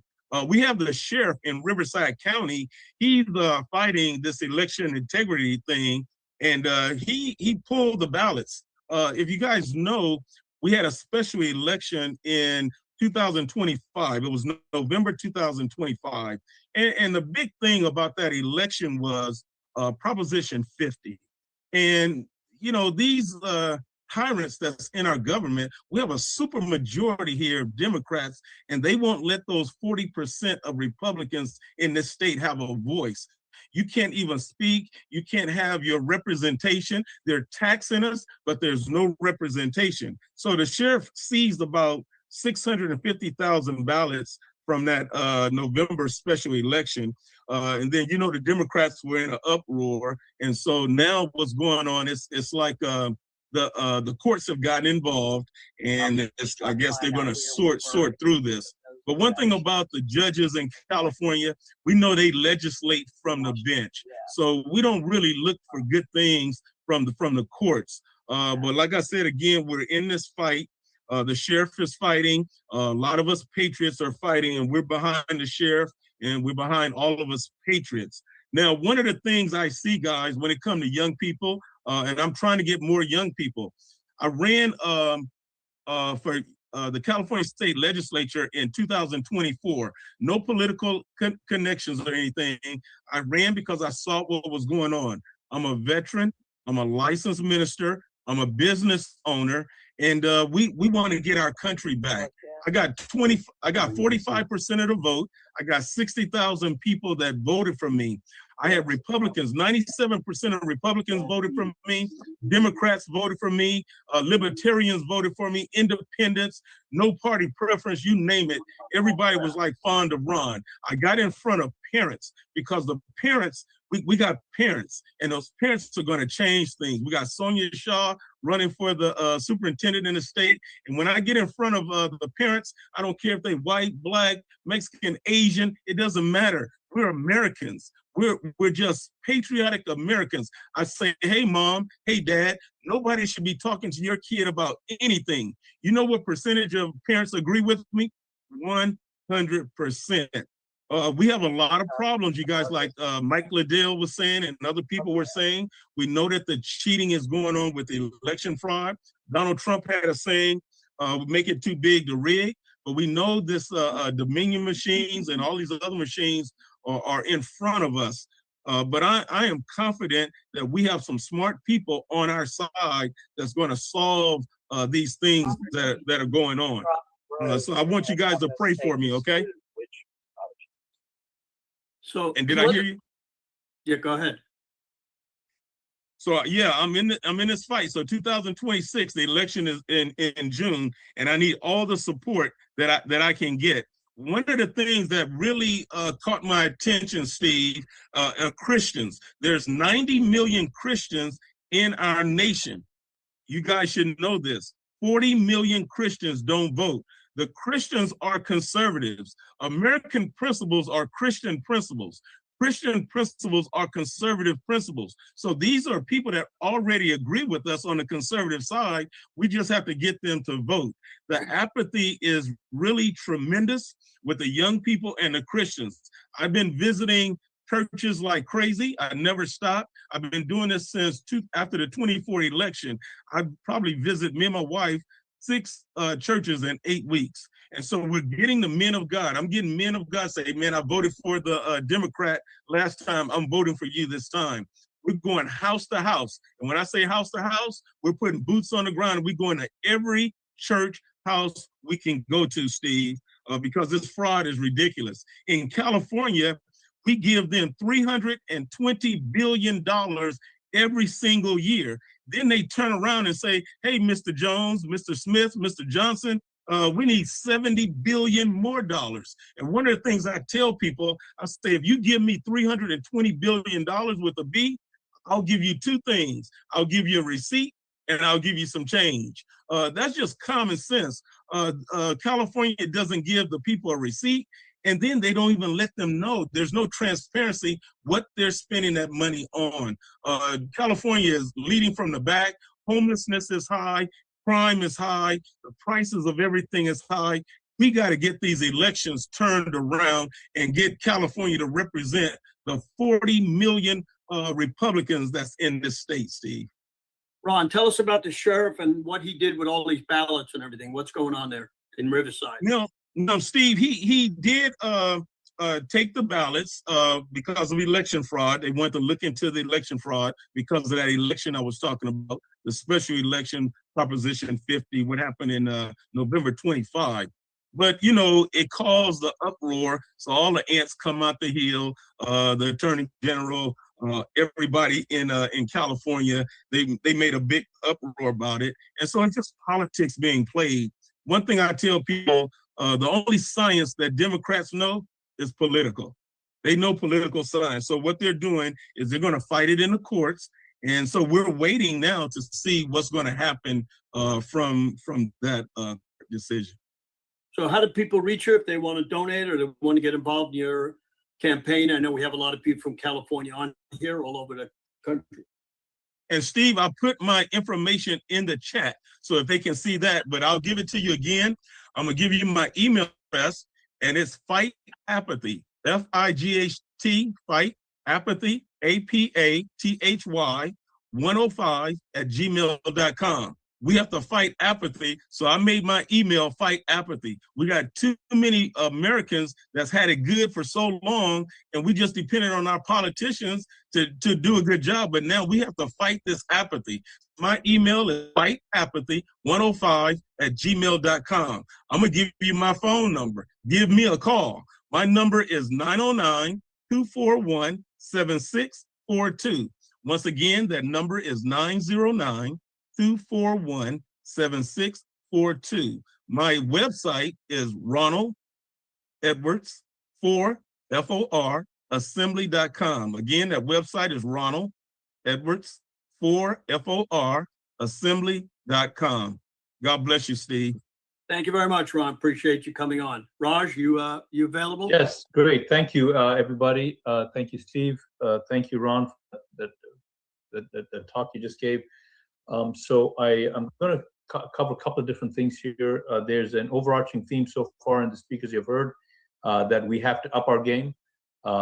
You've heard, even though we're an election integrity group here, you have heard a lot of the speakers that have spoken so far talk about the importance now of making sure that we have a plan to defend key seats and take key seats in order to make sure that the midterms take place the way we need them to take place.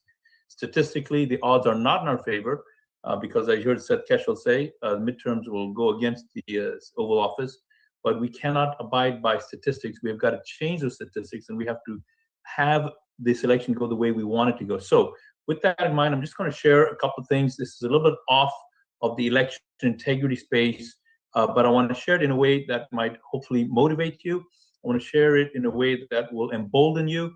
And so to do that, I'm going to start off with something that you probably are aware of if you've been tracking the news, and that is this controversy surrounding the mural here in Rhode Island, where I am at the moment, of a mural of a victim of a violent crime.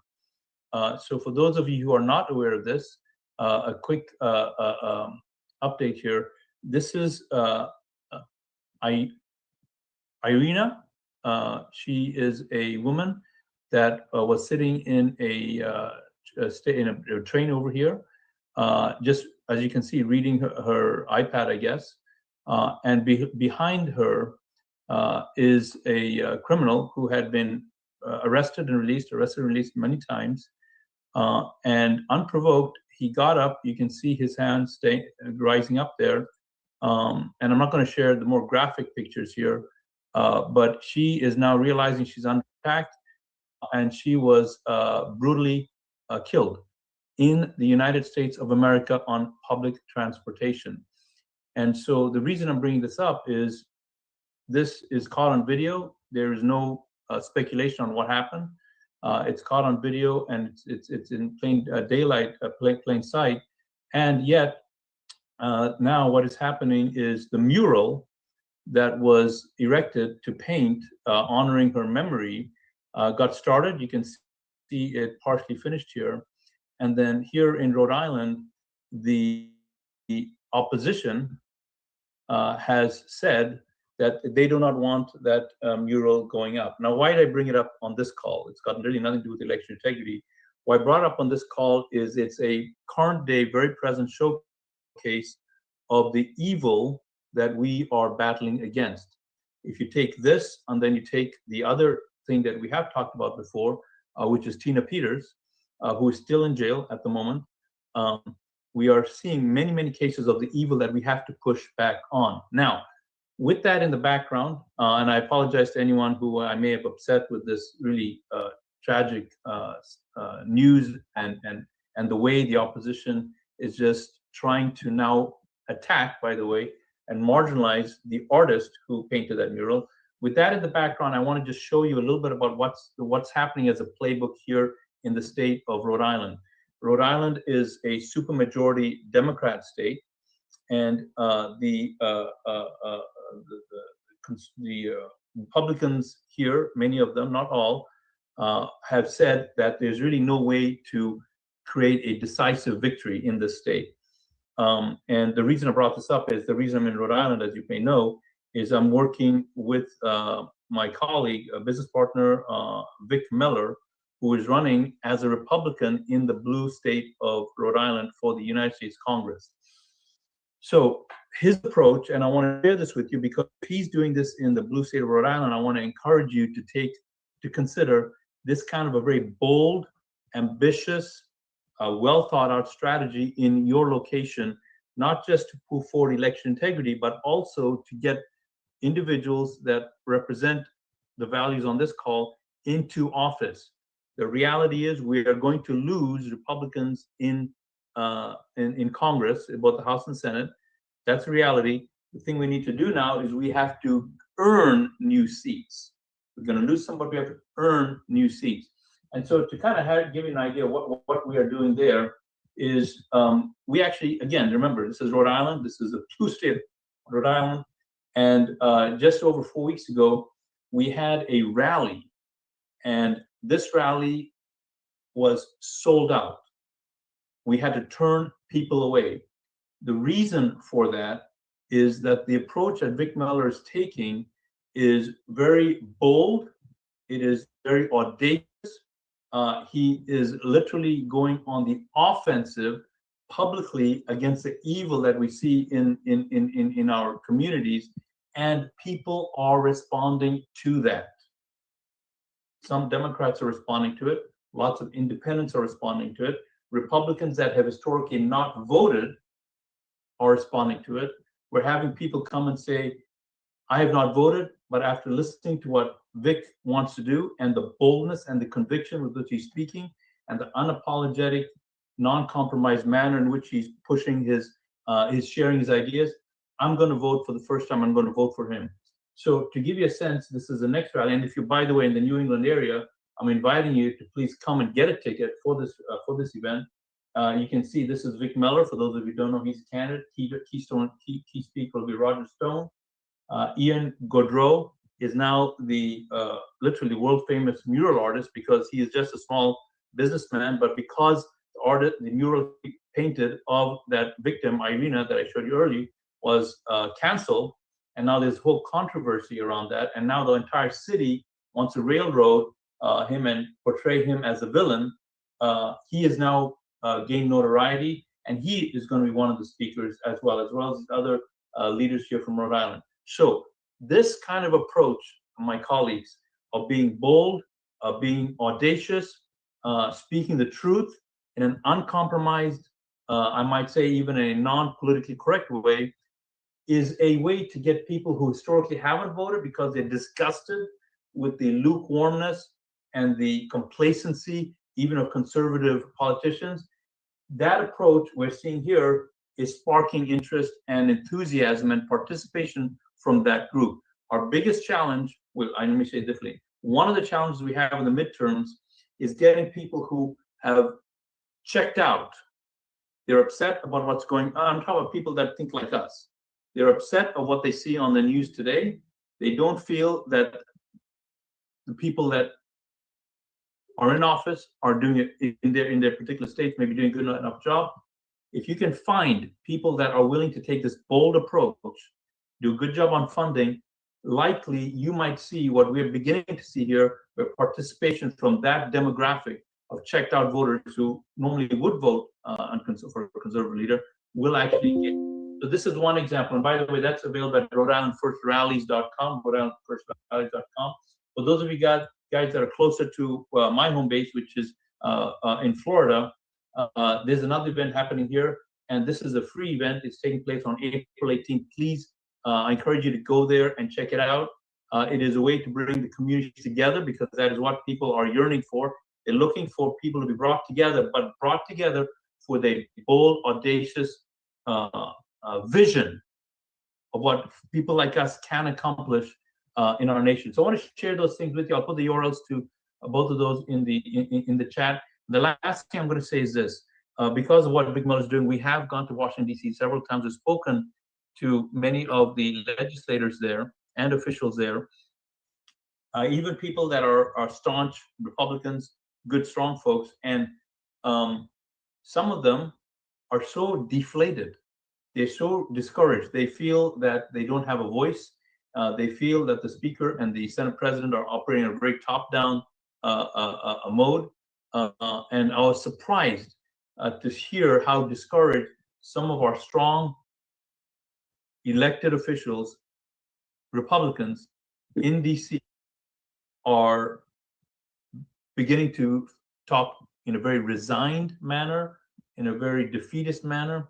And so it is so important. It is so important. And part of the reason of that is they hear so much from the opposition. They hear so much from the uniparty swamp, and they don't hear enough from the people that are like the people on this Zoom call here and the people that are watching this live stream.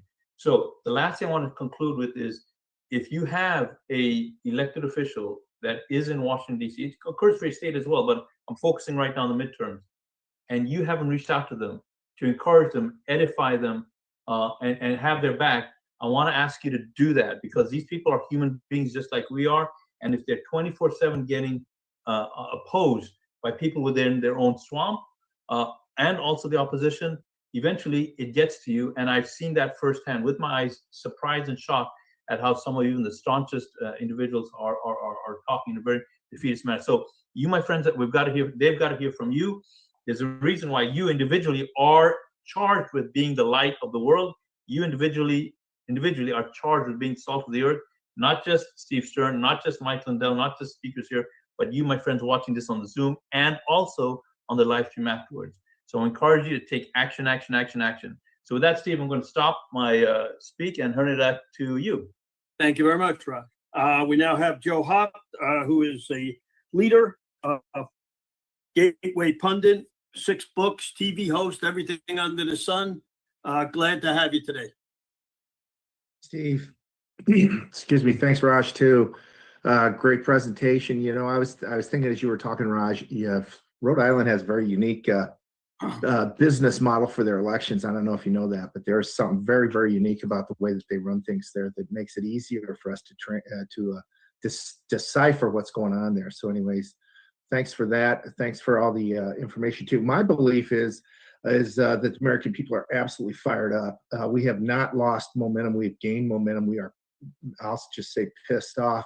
There is so much to do, and every day we turn around, we're finding more and more corruption. I think this effort to unwind some of this massive corruption in Minnesota, President Trump warned us. He said what's going on there. Basically, these Somalians are pirates. Don't bring them into your country. Their culture is toxic.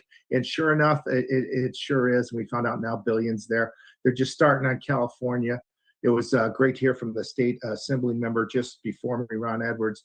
I enjoyed what he had to share. I agree. California, when you go out there, you go to Orange County and places like that, it is totally red. They have Trump parades and stuff there. We're being conned. This is the thing.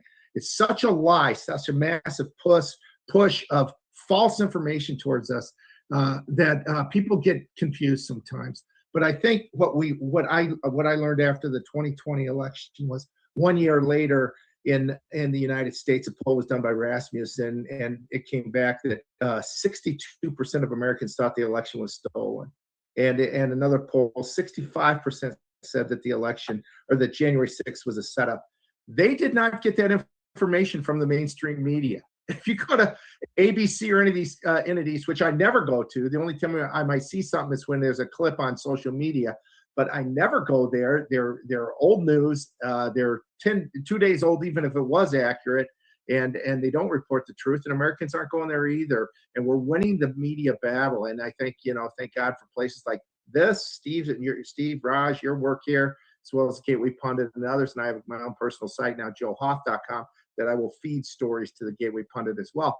So we are winning. Another piece, though, is these elections are broke. And not only our country's broke. I was at an event last week in Las Vegas, emceed an event there, and we uncovered $5 trillion in school bond fraud, something nobody's even talking about yet. $5 trillion across this country.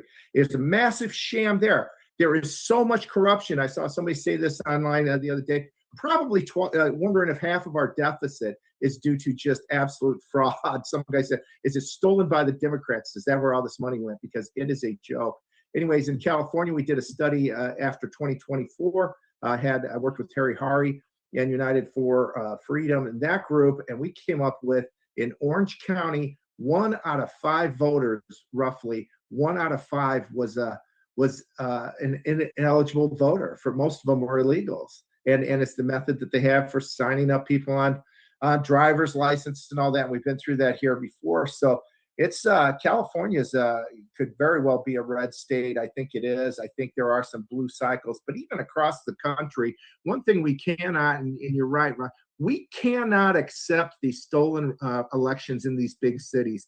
In St. Louis, for example, my brother Jim and I drove from city center, Forest Park area to the airport one day about a year ago. And also this is burnt down buildings, gorgeous old buildings that used to be nice.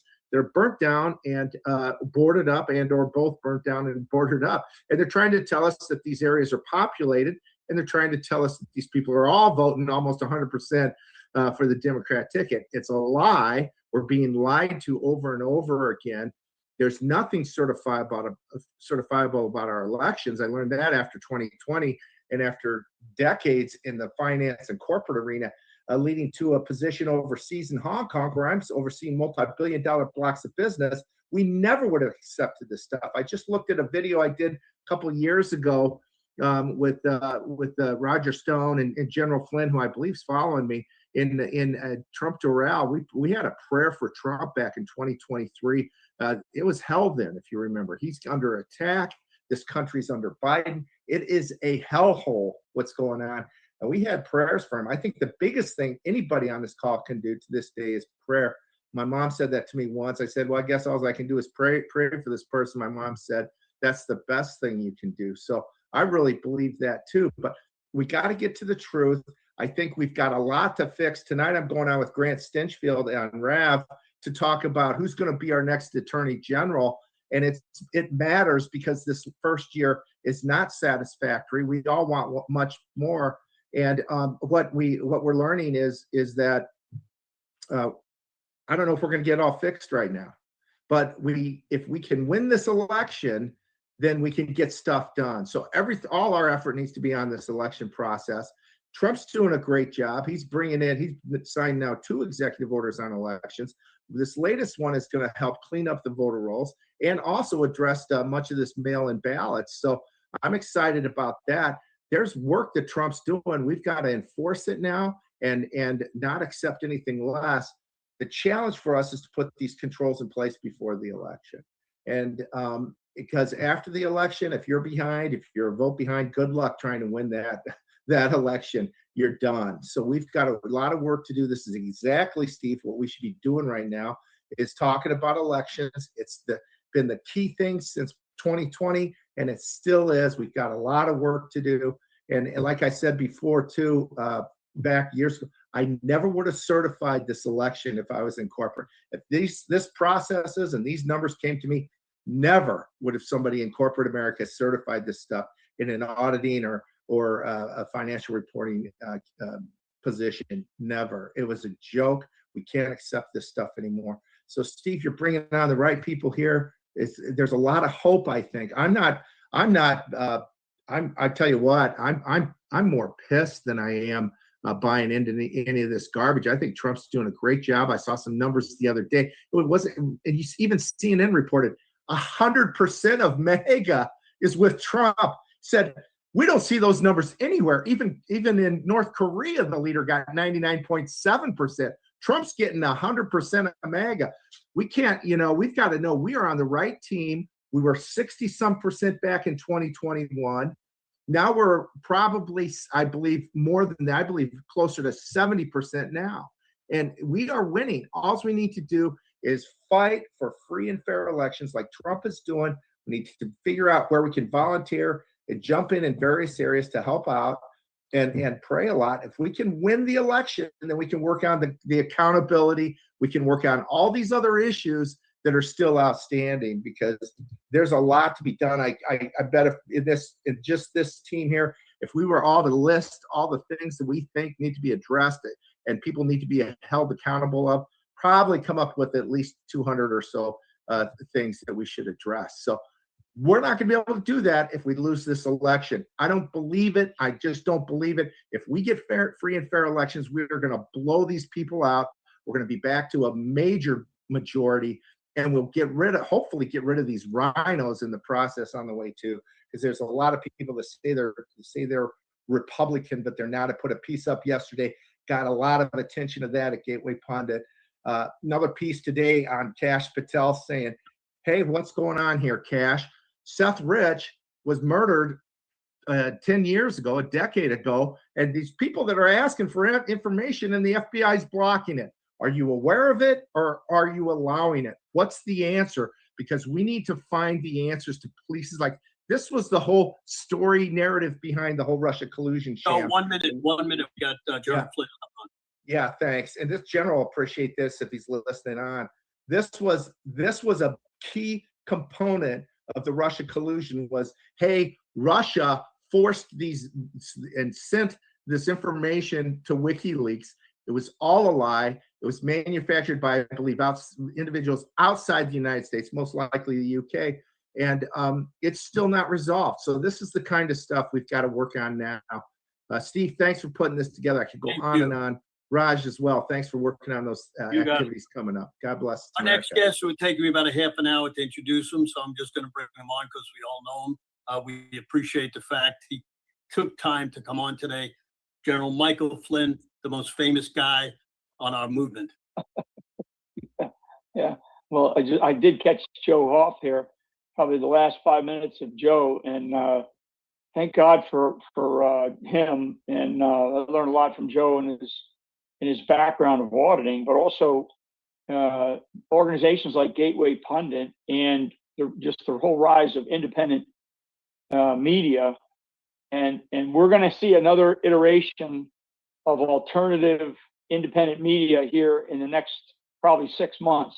There's going to be another iteration, I think, because there are people internationally, frankly, but are mainly here in the U.S. that recognize the importance of independent media, and these fiercely independent voices that we are going to need going into 2026, and then hopefully we'll get through it. I don't want to rehash a lot of what everybody knows.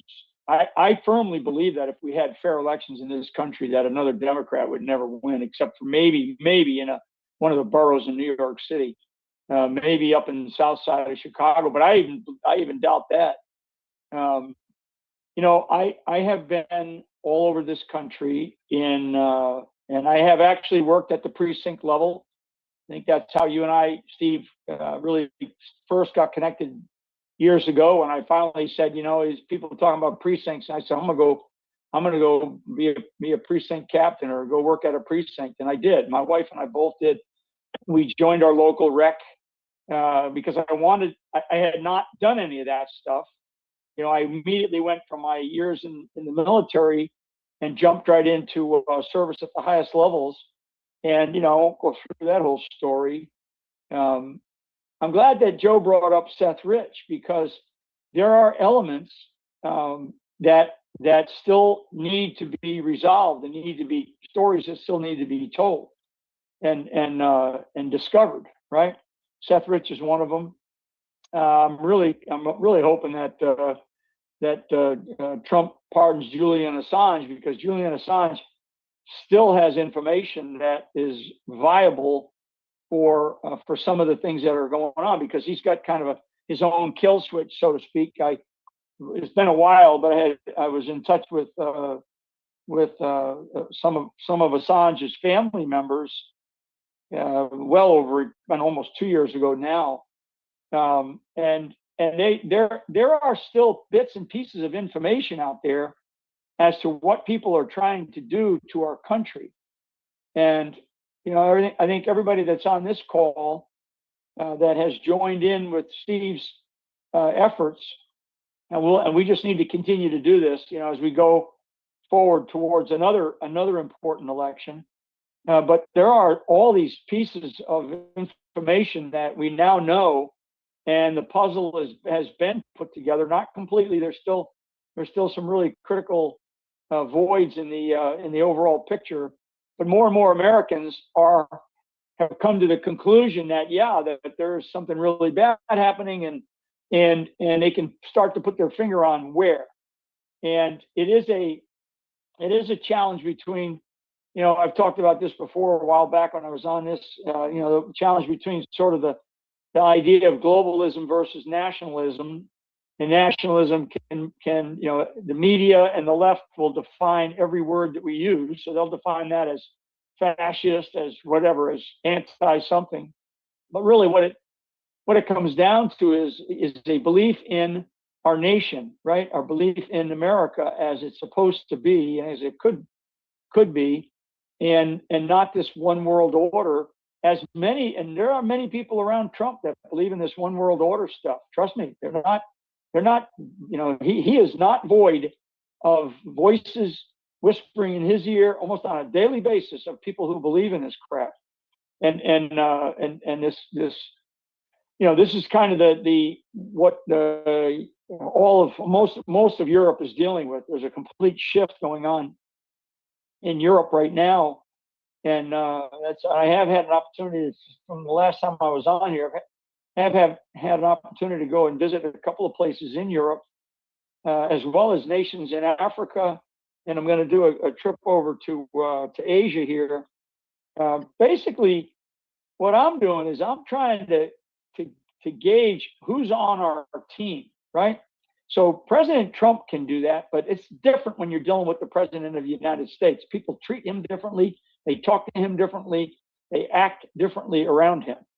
Versus others who understand, that level and can gauge and discern about, and not have to worry about the political mess that we have, and just get to kind of an honest conversation, back channel, behind the scenes, whatever you want to call it, and get a sense of where do they think America is going, because there's a lot of concern globally by those countries that are deeply, deeply relying on America to stay strong and to stay resilient to the challenges of globalism.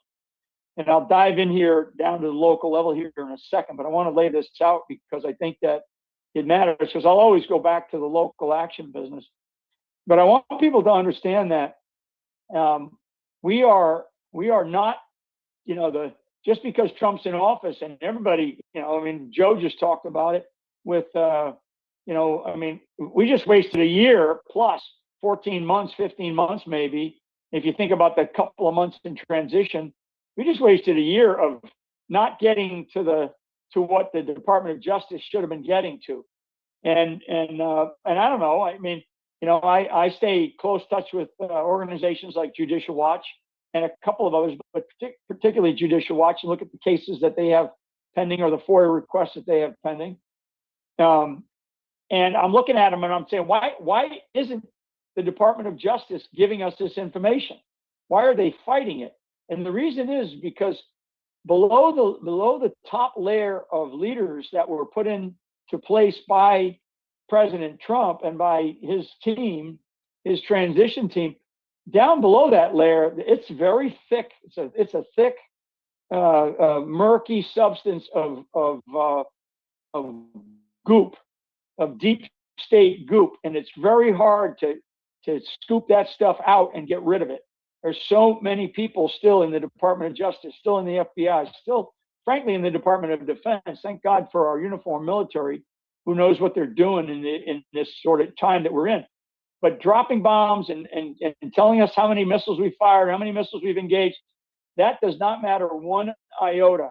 And in fact, the wonderful operations that our military has accomplished in Venezuela to get Maduro, and this recent one where they rescued these pilots who were downed over in Iran, that is, to me, those are normal things that are they're very complicated, they're very challenging, they're filled with risk, but those are expectations that a guy like me has, that we should be able to do that without batting an eye. Those are the things that matter. We can pat ourselves on the back all day about our ability to be able to do that and to do those kinds of things and to drop, hundreds and hundreds of bombs. But that's all we did in Vietnam. Frankly, that's all we did in Korea too, because we started bean counting in the days of Korea, and we started doing deployments there instead of doing what we should have done. And we did that all the way up until right now. It has nothing to do with any of this. What it has to do with is whether or not there is a legitimate plan to get us the hell out of Iran as quickly as we can, declare victory, and then what, right? Then what? Is like President Trump said, is Iran gonna pay for they're gonna give us a tariff or a tax on every ship coming out of the Persian Gulf, or if there's gonna be other countries benefiting from the oil coming out of there, are they gonna pay us? Because they haven't been, and we've been providing security for the better part of for half a century. So that's a kind of a big, washing over of a lot of geopolitics that are in play right now. But still, and this is where Steve and this body has come together on. The most important thing in our country is free and fair elections. If we don't have free and fair elections, then we can't move forward. And I'm telling you, I'm watching the primaries right now. I haven't seen one state, not one change, other than local groups of American citizens who have done things like cleaning up voter rolls, getting in there and making sure that there's a little bit more organization. Maybe people running for some local offices, and they're in these local offices, but Jesus, I mean, look at the problems that we had in Arkansas. And Arkansas is run by, a Huckabee for Christ's sake. So somebody who is going to run for president of the United States, by the way, I mark my words, she will be on the primary ballots for the next president in 2028. She'll run. So, but she won't fix her own elections in Arkansas. I'm picking on her because she should be one of the first ones to do it. She should have done it when she first got into the governorship.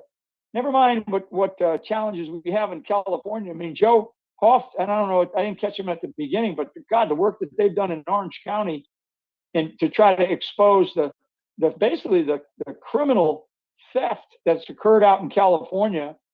And for those that there may be some folks on here from California, the California GOP, frankly, is one big money laundering operation. I mean, and I've been out to California a bunch of times and spoken to Lincoln Reagan dinners and spoken to different RECs in different parts of the state.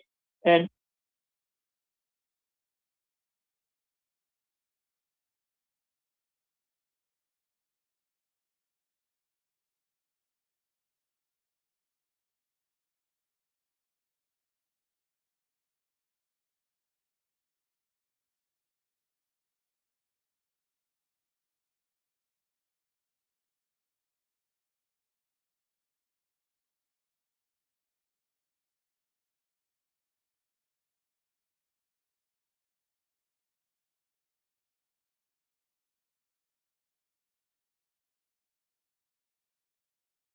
on in Texas, we can't get the GOP to do the things that the American people want to have done. The president of the United States has signed executive orders. None of those executive orders have been executed. They're not being executed.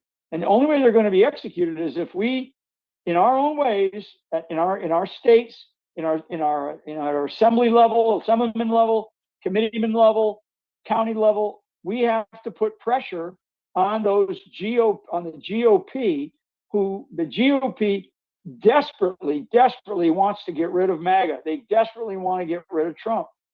And there's a lot of things that I disagree with Trump on. One of them is when he picks some of these rhinos who he gets behind. Lindsey Graham's a perfectly, the poster child for somebody who can't stand Trump, but because Trump's over, fighting wars over in the Middle East, he's his best buddy. So Trump has got to realize that when he's said and done, they're like, thank God he's gone. And I'm telling you, don't count on the GOP to jump on board the MAGA movement post Trump. And Trump's going to work very hard to figure out, okay, who should take the con once he's out of there. But he hasn't come out and said, JD Vance is my heir apparent. He hasn't said, in fact, he said, yeah, maybe JD. He said, maybe Marco, maybe there's somebody else. I mean, so we have to connect. This groups like this, and there are others. Each one of you is part of some other element, some other political element in your state or in your local level. And what we're going to have to do is we have to stand up and really, really make our voices heard and make our positions count where it matters. And if you have access to a governor, then get access to the governor and let them know, voice your concern if they trust you. If they don't, but you have access to a state legislature or a member of the House of Representatives, a U.S. senator, we've got to get our voices heard.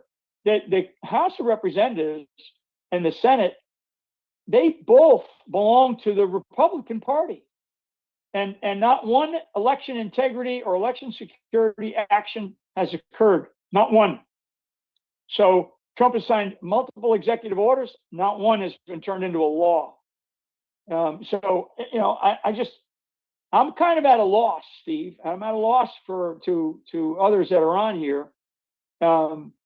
We do have people out there that are going to be running for office. I think I'll put a plug in for a guy by the name of Vic Miller, who's running up in Rhode Island. He actually moved his residency from Florida to Rhode Island, which is where he grew up, is his home state. He grew up in the projects up there. And I think he's got a great shot at winning a House seat in a place that the GOP, frankly, doesn't even care about, So the GOP's not even paying attention. In fact, the GOP doesn't want Vic Miller. They really don't want him because you know what? Because Vic is an independent guy. So I know Vic. I think Vic has a good shot. I think he's going to be one of those seats that the GOP is going to win that they're not counting on. That's a good thing because redistricting in different parts of the country, and Steve, maybe or somebody here knows about the redistricting efforts in Virginia. That's going to matter a lot. My last point, because I know I kind of bounce around here a little bit, and I'll plan on coming on more of these, Steve. You know, Virginia, because I will sort of end there. Look, folks, we had Virginia. We had a super legislature in the Republican Party. We had the governor, the lieutenant governor, the attorney general, the secretary of state. We lost every single bit of it. And the guy that was the governor is going to run for president of the United States. And Trump's got him on some board right now, too. I'm not a fan of these people because they lose. You know, Trump wins. Trump fought tooth and nail. This body of people on this video teleconference, I know that this body, with a lot of help from a lot of other people, but this body with the great independent media people that we have, we all fought very hard for Trump to win. You know, he didn't win because of, you know, 2 people on his staff. He won because of the American people stepping up and saying, we're not done fighting, and we are not going to be done fighting. And a lot of us put a lot of skin into this game, you know, and it cost a lot. It cost a lot for all of us. But when we have a state like Virginia, which should by all rights be completely dominated by the Republican Party, and it is not. And I'm going to tell you, Virginia matters, New Jersey matters, North Carolina matters, South Carolina matters.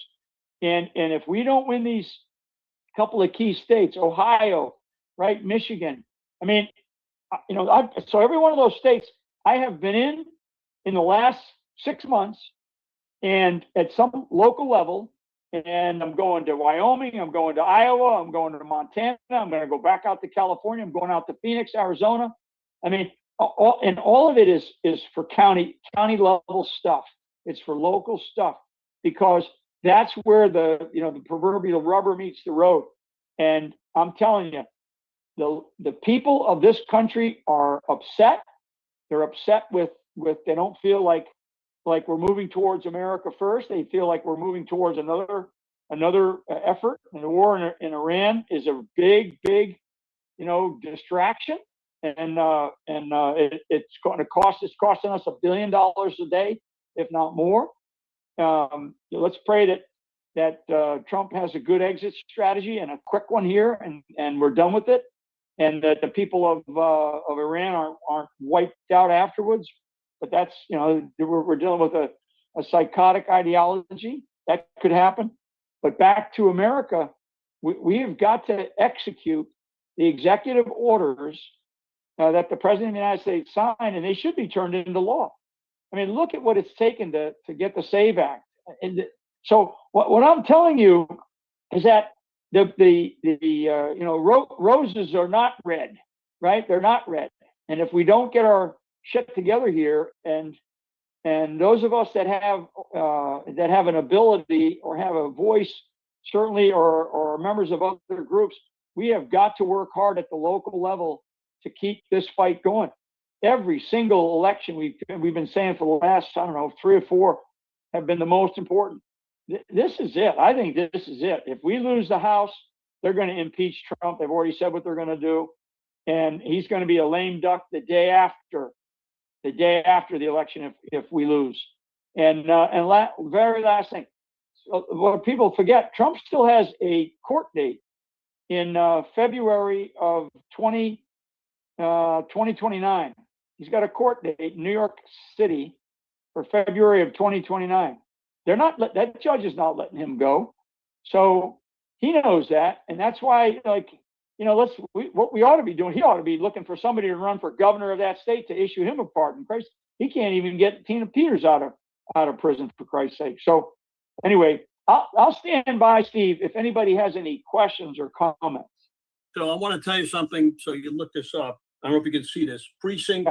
PrecinctProjectUSA.org. I'm going to call you tomorrow, the next day when you're available, and discuss. Look that up.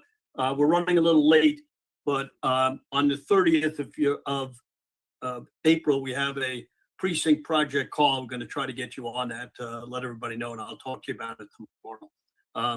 We should get 30 million signatures on stuff like that or more. I'm going to tell you why we're not going to do it, but we don't have time today. But if you're available tomorrow, next day, I'll give you a call. Thank you very much for coming. Our next guest is my good friend, Wayne Root, who's going to come up with some good stuff. He fortunately texted the president, and the president did something very, very strong. So come on down and let us know what it is. Go ahead, you Wayne. on- Go ahead, Wayne. Go ahead and unmute. Okay, there we go. Can you hear me okay now? You Got me? can. You look good Okay, for an good. old man. Not bad, not bad. I'll be 65 this July. I'm catching up to me. I'm checking in on Medicare in about 1 month. everything's going great on my end. For the country, I agree with General Flynn. It could go either way, and there's no question this election is the final straw. But it's not like anyone exaggerated on the last 3 or 4 elections, because if we had lost any one of them, if we had lost in 24, country was gone. If we'd lost in 16, the country was gone. We lost in 20, but it turned out Trump made a great comeback. So it turned okay. But if we were to lose the midterms, he will be impeached. He will never pass another law. And then we move right into 28. And if we don't have SAVE Act or an executive order in place, which is even better in the SAVE Act, to limit mail-in ballots, particularly, and also voter ID and proof of citizenship, and stop the machine voting and get the hand ballots counted, and stop voting beyond election night, stop counting ballots beyond election night. If you don't get any of that in place, we not only lose the midterms, but we're going to lose the presidency in 28. So obviously, all the marbles are on the line here. But I am remarkably optimistic despite that. CNN, of all places, CNN, Harry Enton is their data expert. He came on this morning and he said that Republicans have the lead in the midterms. Democrats are way behind where they were the last 2 times they won in the midterms. So everyone says it's a fait accompli. We've lost the midterms. It's over. But it's not true. My belief, and I've written columns on this, and you can find them at my website, root4america.com. Wayne Root, root4america.com. All my columns there. We win the midterms if we pass some facsimile of either the SAVE Act or an executive order that says the same thing as the SAVE Act, but in particular, an executive order on mail-in ballots, which Trump just signed. But on the other hand, the Supreme Court has to now weigh in on it after several appeals, and it's got to get done before the midterm elections. But in my opinion, all elections come down to the economy. Say what you want about Iran. It's not going to matter come August, September, October, and the election in November.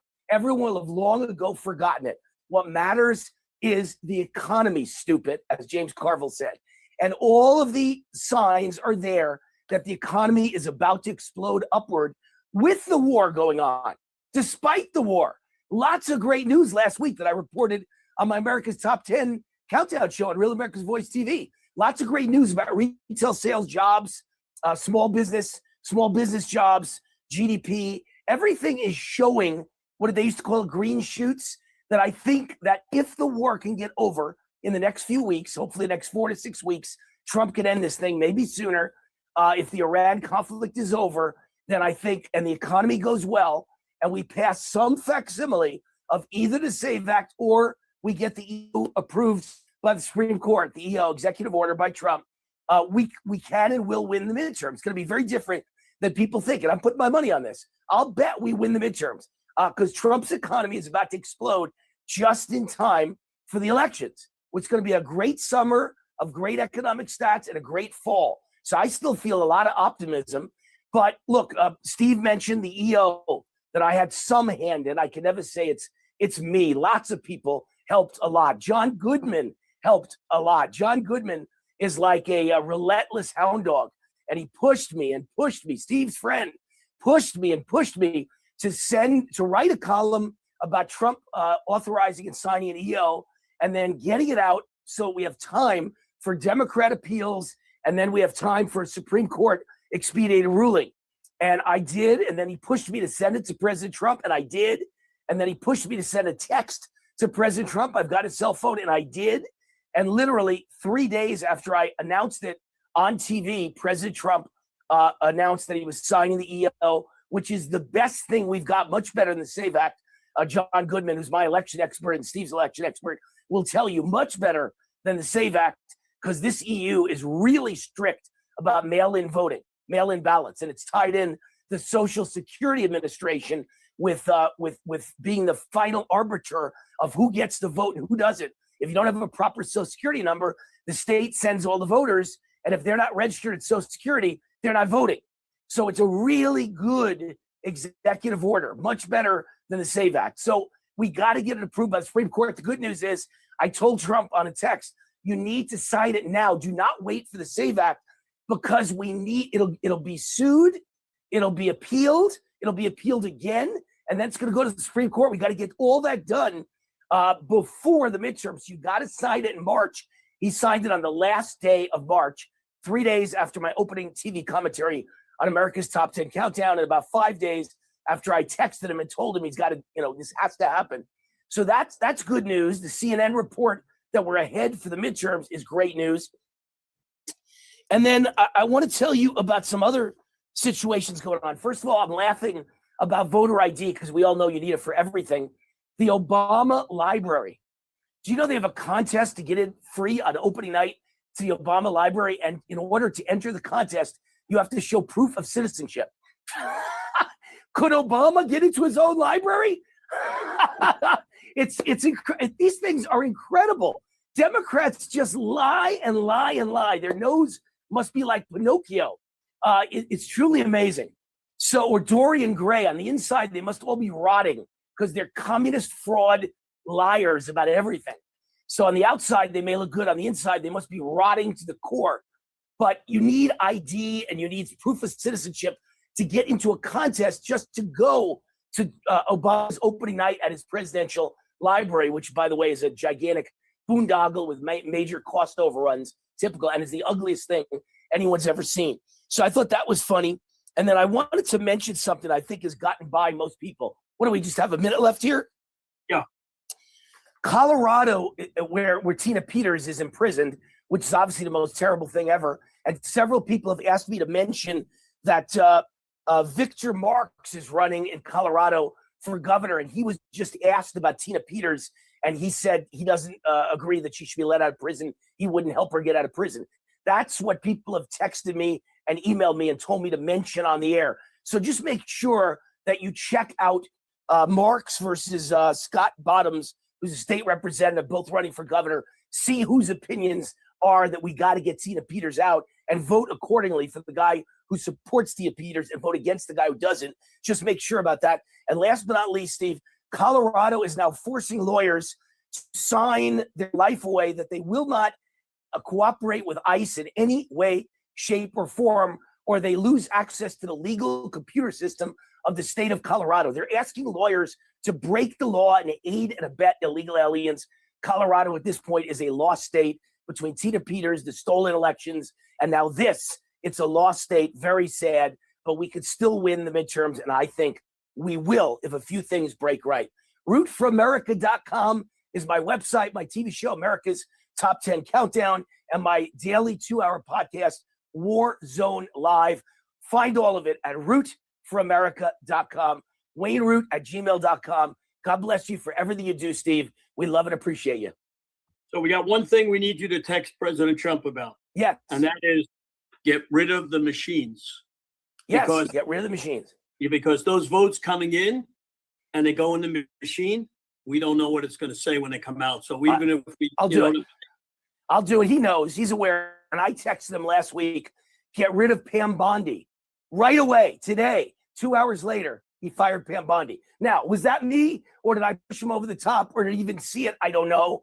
But I think I helped. I hope I pushed him over the top because Pam Bondi was terrible. No arrests of terrible deep state and Democrat thieves and frauds and traitors. No arrests of any kind. We got to change that. I hope he comes up with the right attorney general. I've given him some good suggestions, and we'll see. WayneRoot@gmail.com. I love to read your email. Send me an email. RootForAmerica.com. Thanks, Steve. And Wayne Root always returns emails if he can, which is unbelievable. I do. He is on the radio probably 2 hours a day, on TV 2 hours a day, round the clock. If people want to come and listen to your show, how do they do that? Easiest way is just go to RootForAmerica.com, and at the top it says watch Wayne on TV, watch Wayne's podcast, listen to Wayne's podcast, listen to Wayne's radio show. Click in any one of the 4 tabs, and you're either listening or watching, or it shows you how. RootForAmerica.com, WayneRoot@gmail.com. Thank you, Steve. God bless you. Thank you, Wayne. Appreciate it. Next up is Braden Giacabazzi, and he's an election expert from Michigan. Hi there, Steve. Thanks for having me. Following some heavy hitters here, and I see some friendly faces in the chat. Thank you for having me. I wanted to talk today. It's funny that Wayne brought up machines here at the end, because you have these establishment types, these fakes in the party and elsewhere that claim they want election integrity, but they want to give you as little as possible just to satisfy your taste without actually solving the problem. So one of the things we see in our party is that here in Michigan, I'm from Michigan, and I've worked in election integrity for the last 5-6 years with some of the people on this call. And what we notice is that now they'll admit that maybe there's fraud and we just have to eliminate mail-in ballots and that'll solve everything. And obviously that's not true. And one of the things that we caught here in Michigan was a new voting system, a data system. And can I share my screen, Steve? Yep. Okay.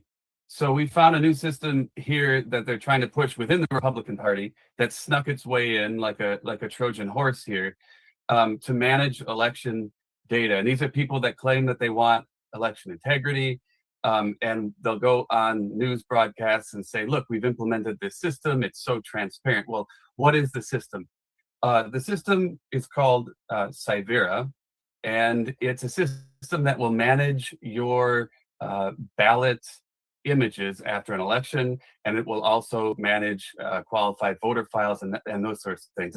It's a suite of software, and in Michigan we've installed 2 of their pieces of software, and their number of software that they have, the numbers of them seems to grow. And so eventually I assume they're going to be one of these all-in-one systems that can pretty much control everything.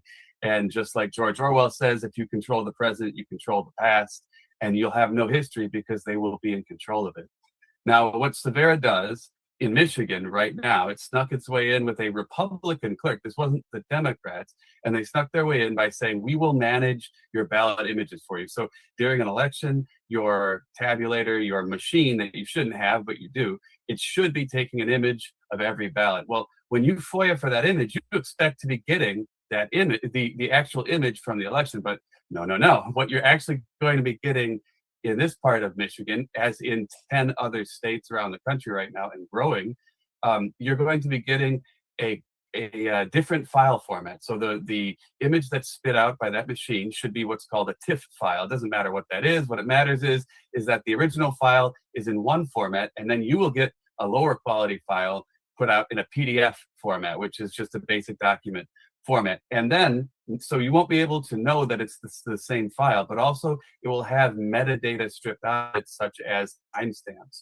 which would be some of the only things you could actually use to verify that it's an actual ballot. So when you FOIA this data, people will be going in thinking how open and honest and fair and transparent their clerk is. In reality, all they've gotten is a firewall between them and their own public data. And what's terrible about that is that you can't FOIA it. It's like an NGO, this company. And so whoever is on the board, whatever the transactions are, where the funding's coming from, who's being messaged, right? Is he talking directly with the Open Society Foundation, which we'll get into in a second?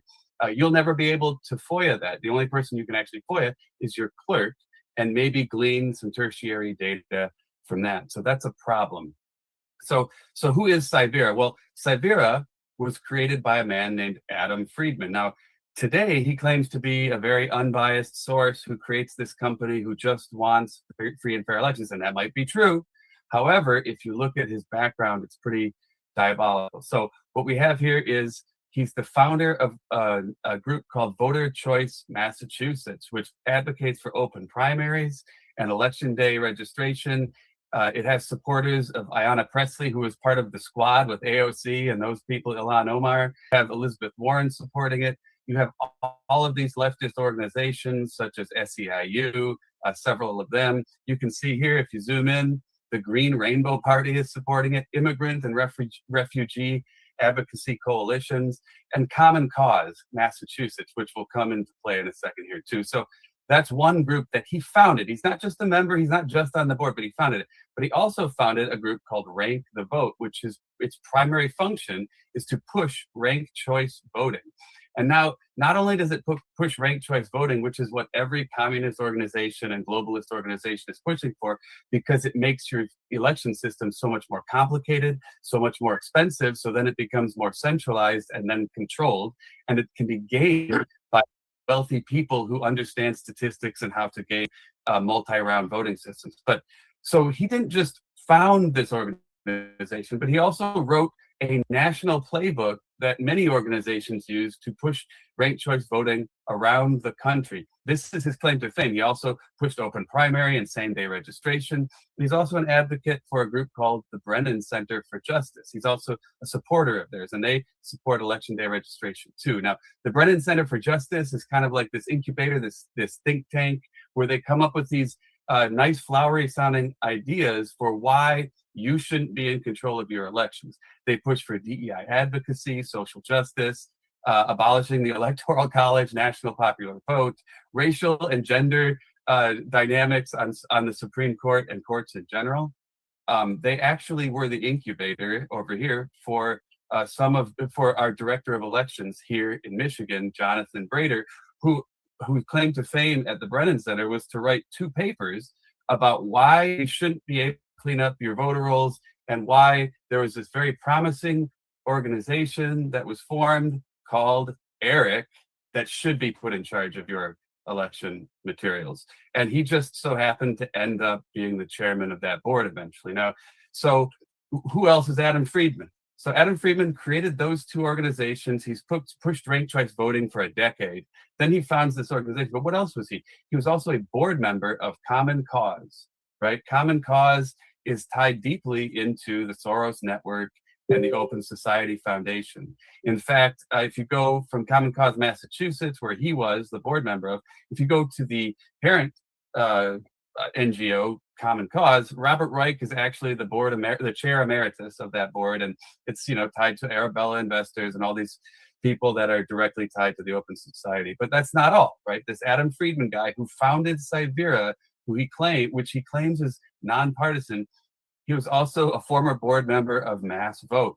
So between all of these organizations in Michigan, right, Common Cause was actually the pusher of Prop 2 and Prop 3, which are in 2018 and 2022. These 2 proposals were signed into law, and they have devastated our election system with voting boxes, right? The drop-off boxes, mail-in voting, and all this nonsense that has made our elections so much more expensive, complicated, and difficult to understand and to adjudicate.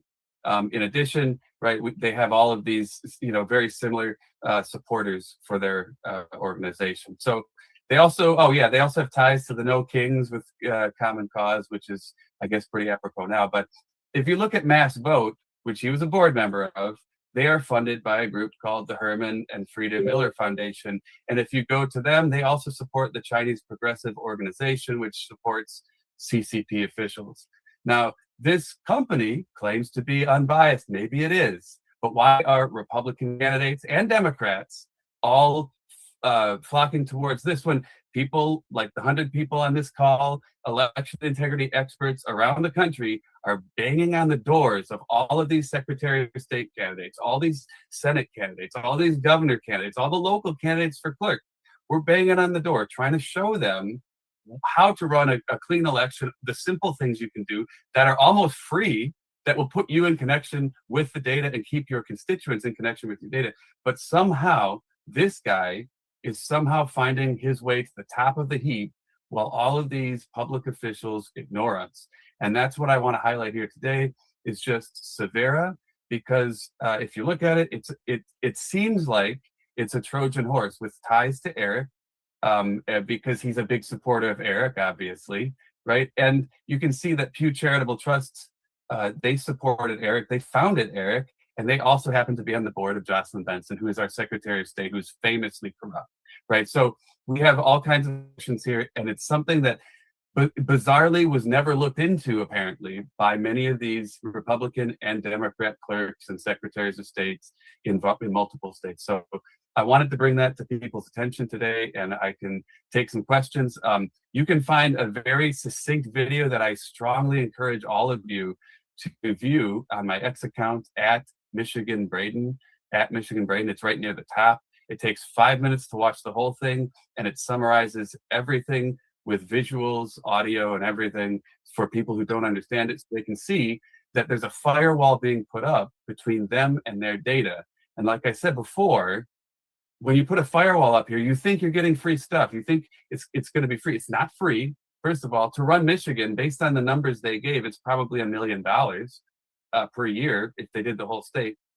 But secondly, it's a black box system, just like a Dominion voting machine, right? Just like an ES&S machine, just like any of these NGOs, you can't FOIA it. So when you're FOIAing data, it's a sleight of hand. Braden, 1 No minute. problem. Yep. It's a sleight of hand where you think you're getting one thing and you're getting another. So I'll take questions now if you have any. Yeah, they don't have questions, but thank you very much. Our next guest, Tina Thank Peters' lawyer. We had to get him last because he was busy all day. I want to bring on John Case. Thank you for coming on. You want to unmute? John, go ahead and unmute. Unmute button will be on the bottom. There you go. Great. Go ahead, John. Thank you, Steve. Good to be with you all. So I visit Tina every Thursday, and I visited her last week and showed her the Court of Appeals opinion. We went through it. And for those of you who don't know, the Colorado Court of Appeals said that Tina was illegally sentenced because the judge who sentenced her condemned her speech. She was criticizing the Dominion voting system in Colorado. He disagreed with her opinion of it, and he said that she was peddling snake oil and was a liar and a charlatan, and that's why he denied bond on appeal and sentenced her to 9 years in prison. So even the Colorado Court of Appeals recognized that you can't put someone in prison for their speech. So for those of you who want to follow Tina, if you go to her website, tinapeters.us, that's tinapeters.us, and sign up for emails, you'll see some very interesting stuff coming out in the very near future. I think Tina is going to be back on the air, and she'll have a lot to say about the voting system. I fully agree with Braden, and I was glad to see him talking because these machines are a menace to our freedom.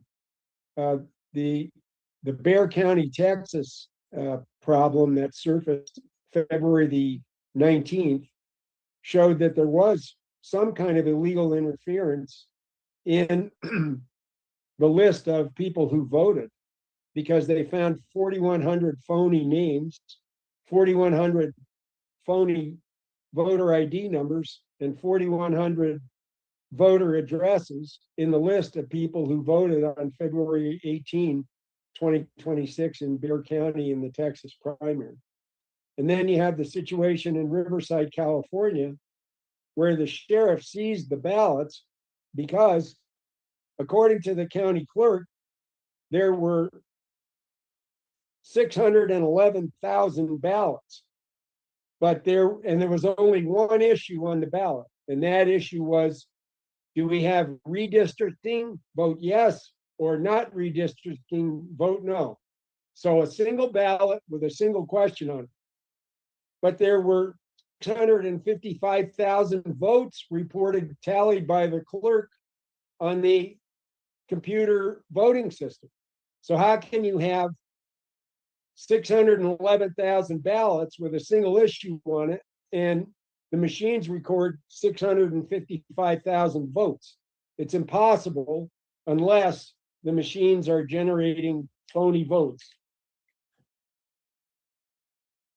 So I don't know if Steve just signaled me that I'm done. No, you got time.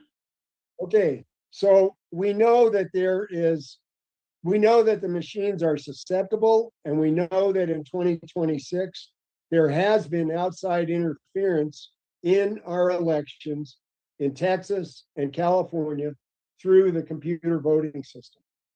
So why we would continue to use these voting systems makes no sense. Why would anyone use a system that was developed in Venezuela to rig elections? I personally took the sworn testimony of one of the Venezuelan whistleblowers who worked for the government. His job was to run the Situation Room, and he personally saw 1.2 million phony votes injected into the election in 2013, where Maduro got elected. He was the government candidate. His opponent was ahead by 1 million votes at 10 o'clock in the morning. The people running the election, who were all government and military people, said, put 1.2 million votes in for Maduro. And because of that, Maduro won. And he couldn't ever be dislodged from power until President Trump removed him by military force. So once you get in through these elected systems, there's no way to get out. And if we use these systems to count votes in 2026 midterms, my prediction is we're going to lose the midterms because there's no way to see what happens inside these machines. The machine says Biden won or the Republicans lost in Colorado. Again, you can't tell. There's no way to look inside the machine. In Colorado, audits are illegal. You can't audit unless the Secretary of State orders it.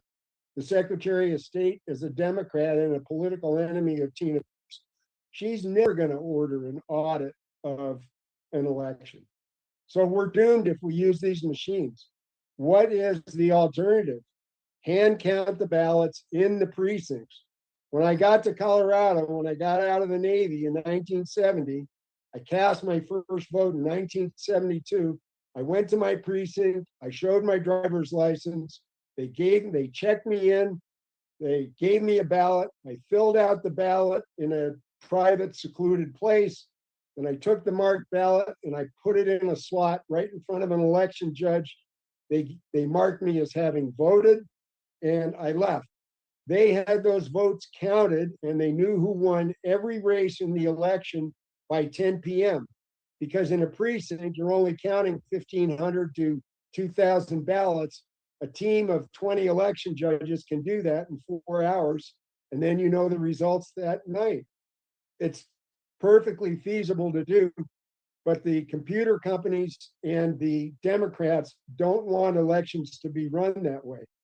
Those elections, when you hand count, are almost impossible to rig because if you want to cheat, you have to cheat in every precinct, which is impossible. Now, if you want to cheat in Denver, Colorado, you can rig the system that's going to count 600,000 ballots. So you only need to rig it in one place, and you only need to affect the result by 2% to rig a close election. So that's why we need to get rid of the machines. John, a couple of questions. People are asking, when will the resentencing be? How long will it take? Well, so first of all, the opinion of the Court of Appeals that ordered resentencing is not final for 42 days until the date of the opinion, which was April 2nd. So now we're talking mid-May. We go back to the trial court for resentencing, and then that process can take a while. And if we don't like the new sentence, then we have to go back to the Colorado Court of Appeals and appeal the new sentence. Next thing they're asking is do you think the governor will pardon her or whatever he can do? Well, I really appreciate that question, Steve, because it would be very courageous for Governor Polis to commute Tina's sentence to time served. But it would show that Governor Polis is a man who does the right thing. And he's not afraid of the extreme left wing of his party, which wants Tina to die in prison. The governor himself has said her sentence was excessive and unfair.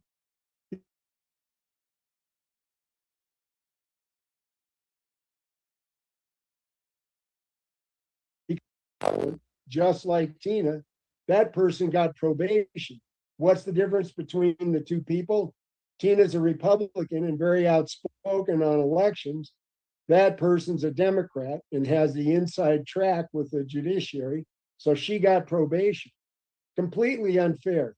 And Governor Polis recognized that. And if he did the right thing and commuted Tina's sentence, people would see, the citizens of Colorado would see, hey, Jared Polis is a fair guy and he's not afraid to do the right thing. So we hope and pray that he does. People are asking what they can do to help Tina. Appreciate that question too, Steve. Go to tinapeters.us, tinapeters.us. You can get the latest information on her case, and you can contribute to her legal fund, which we always appreciate.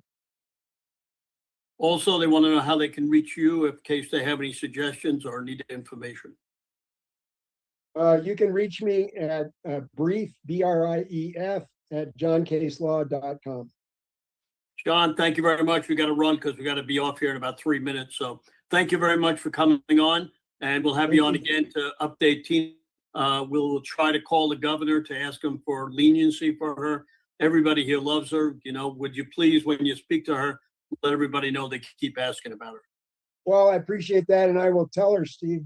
I talked to her when I was talking to her Saturday on the phone. I said, you know, if you become outspoken again, somebody could off you in the penitentiary. They pay people to do that. And I am not afraid to die.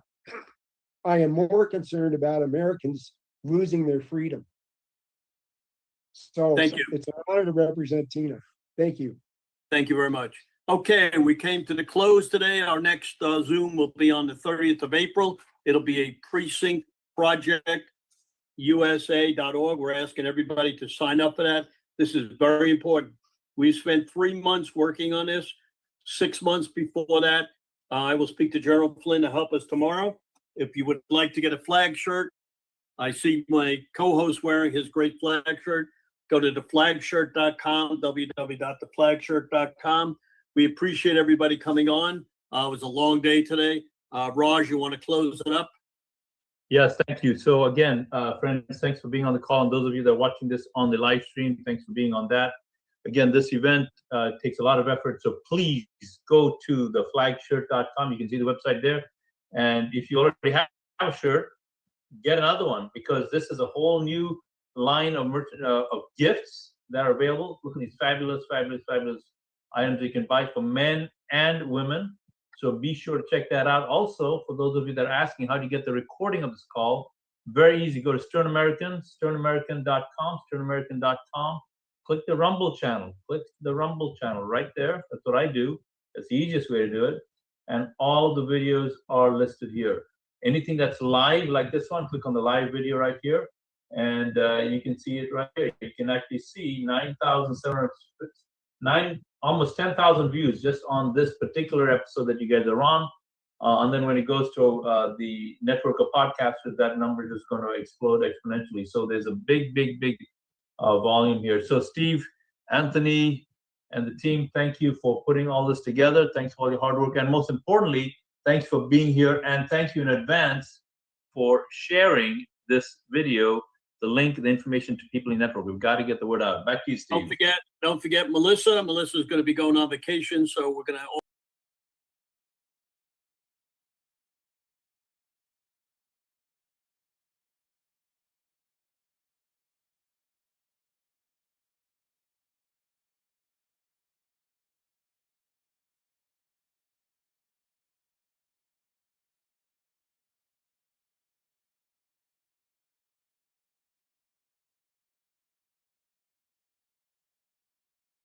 terrific thing, because you never know if General Flynn can make it, or Wayne, or any of our people get called out, and many, many things happen. We want to thank everybody who's come on. We're looking at about 8 million people today. We have over 75 different podcasters, OBBM Network, the War Room, which we have to get off here now because Steve Bannon's going to be coming on. He's one of our great supporters, along with John Fredericks and many, many other people that are supporting us, or we wouldn't be able to get the views. So thank you very much, everybody. Have a good week. And hopefully everybody had a great Easter and a great Passover, and all the best to everybody. Action, action, action. Take care.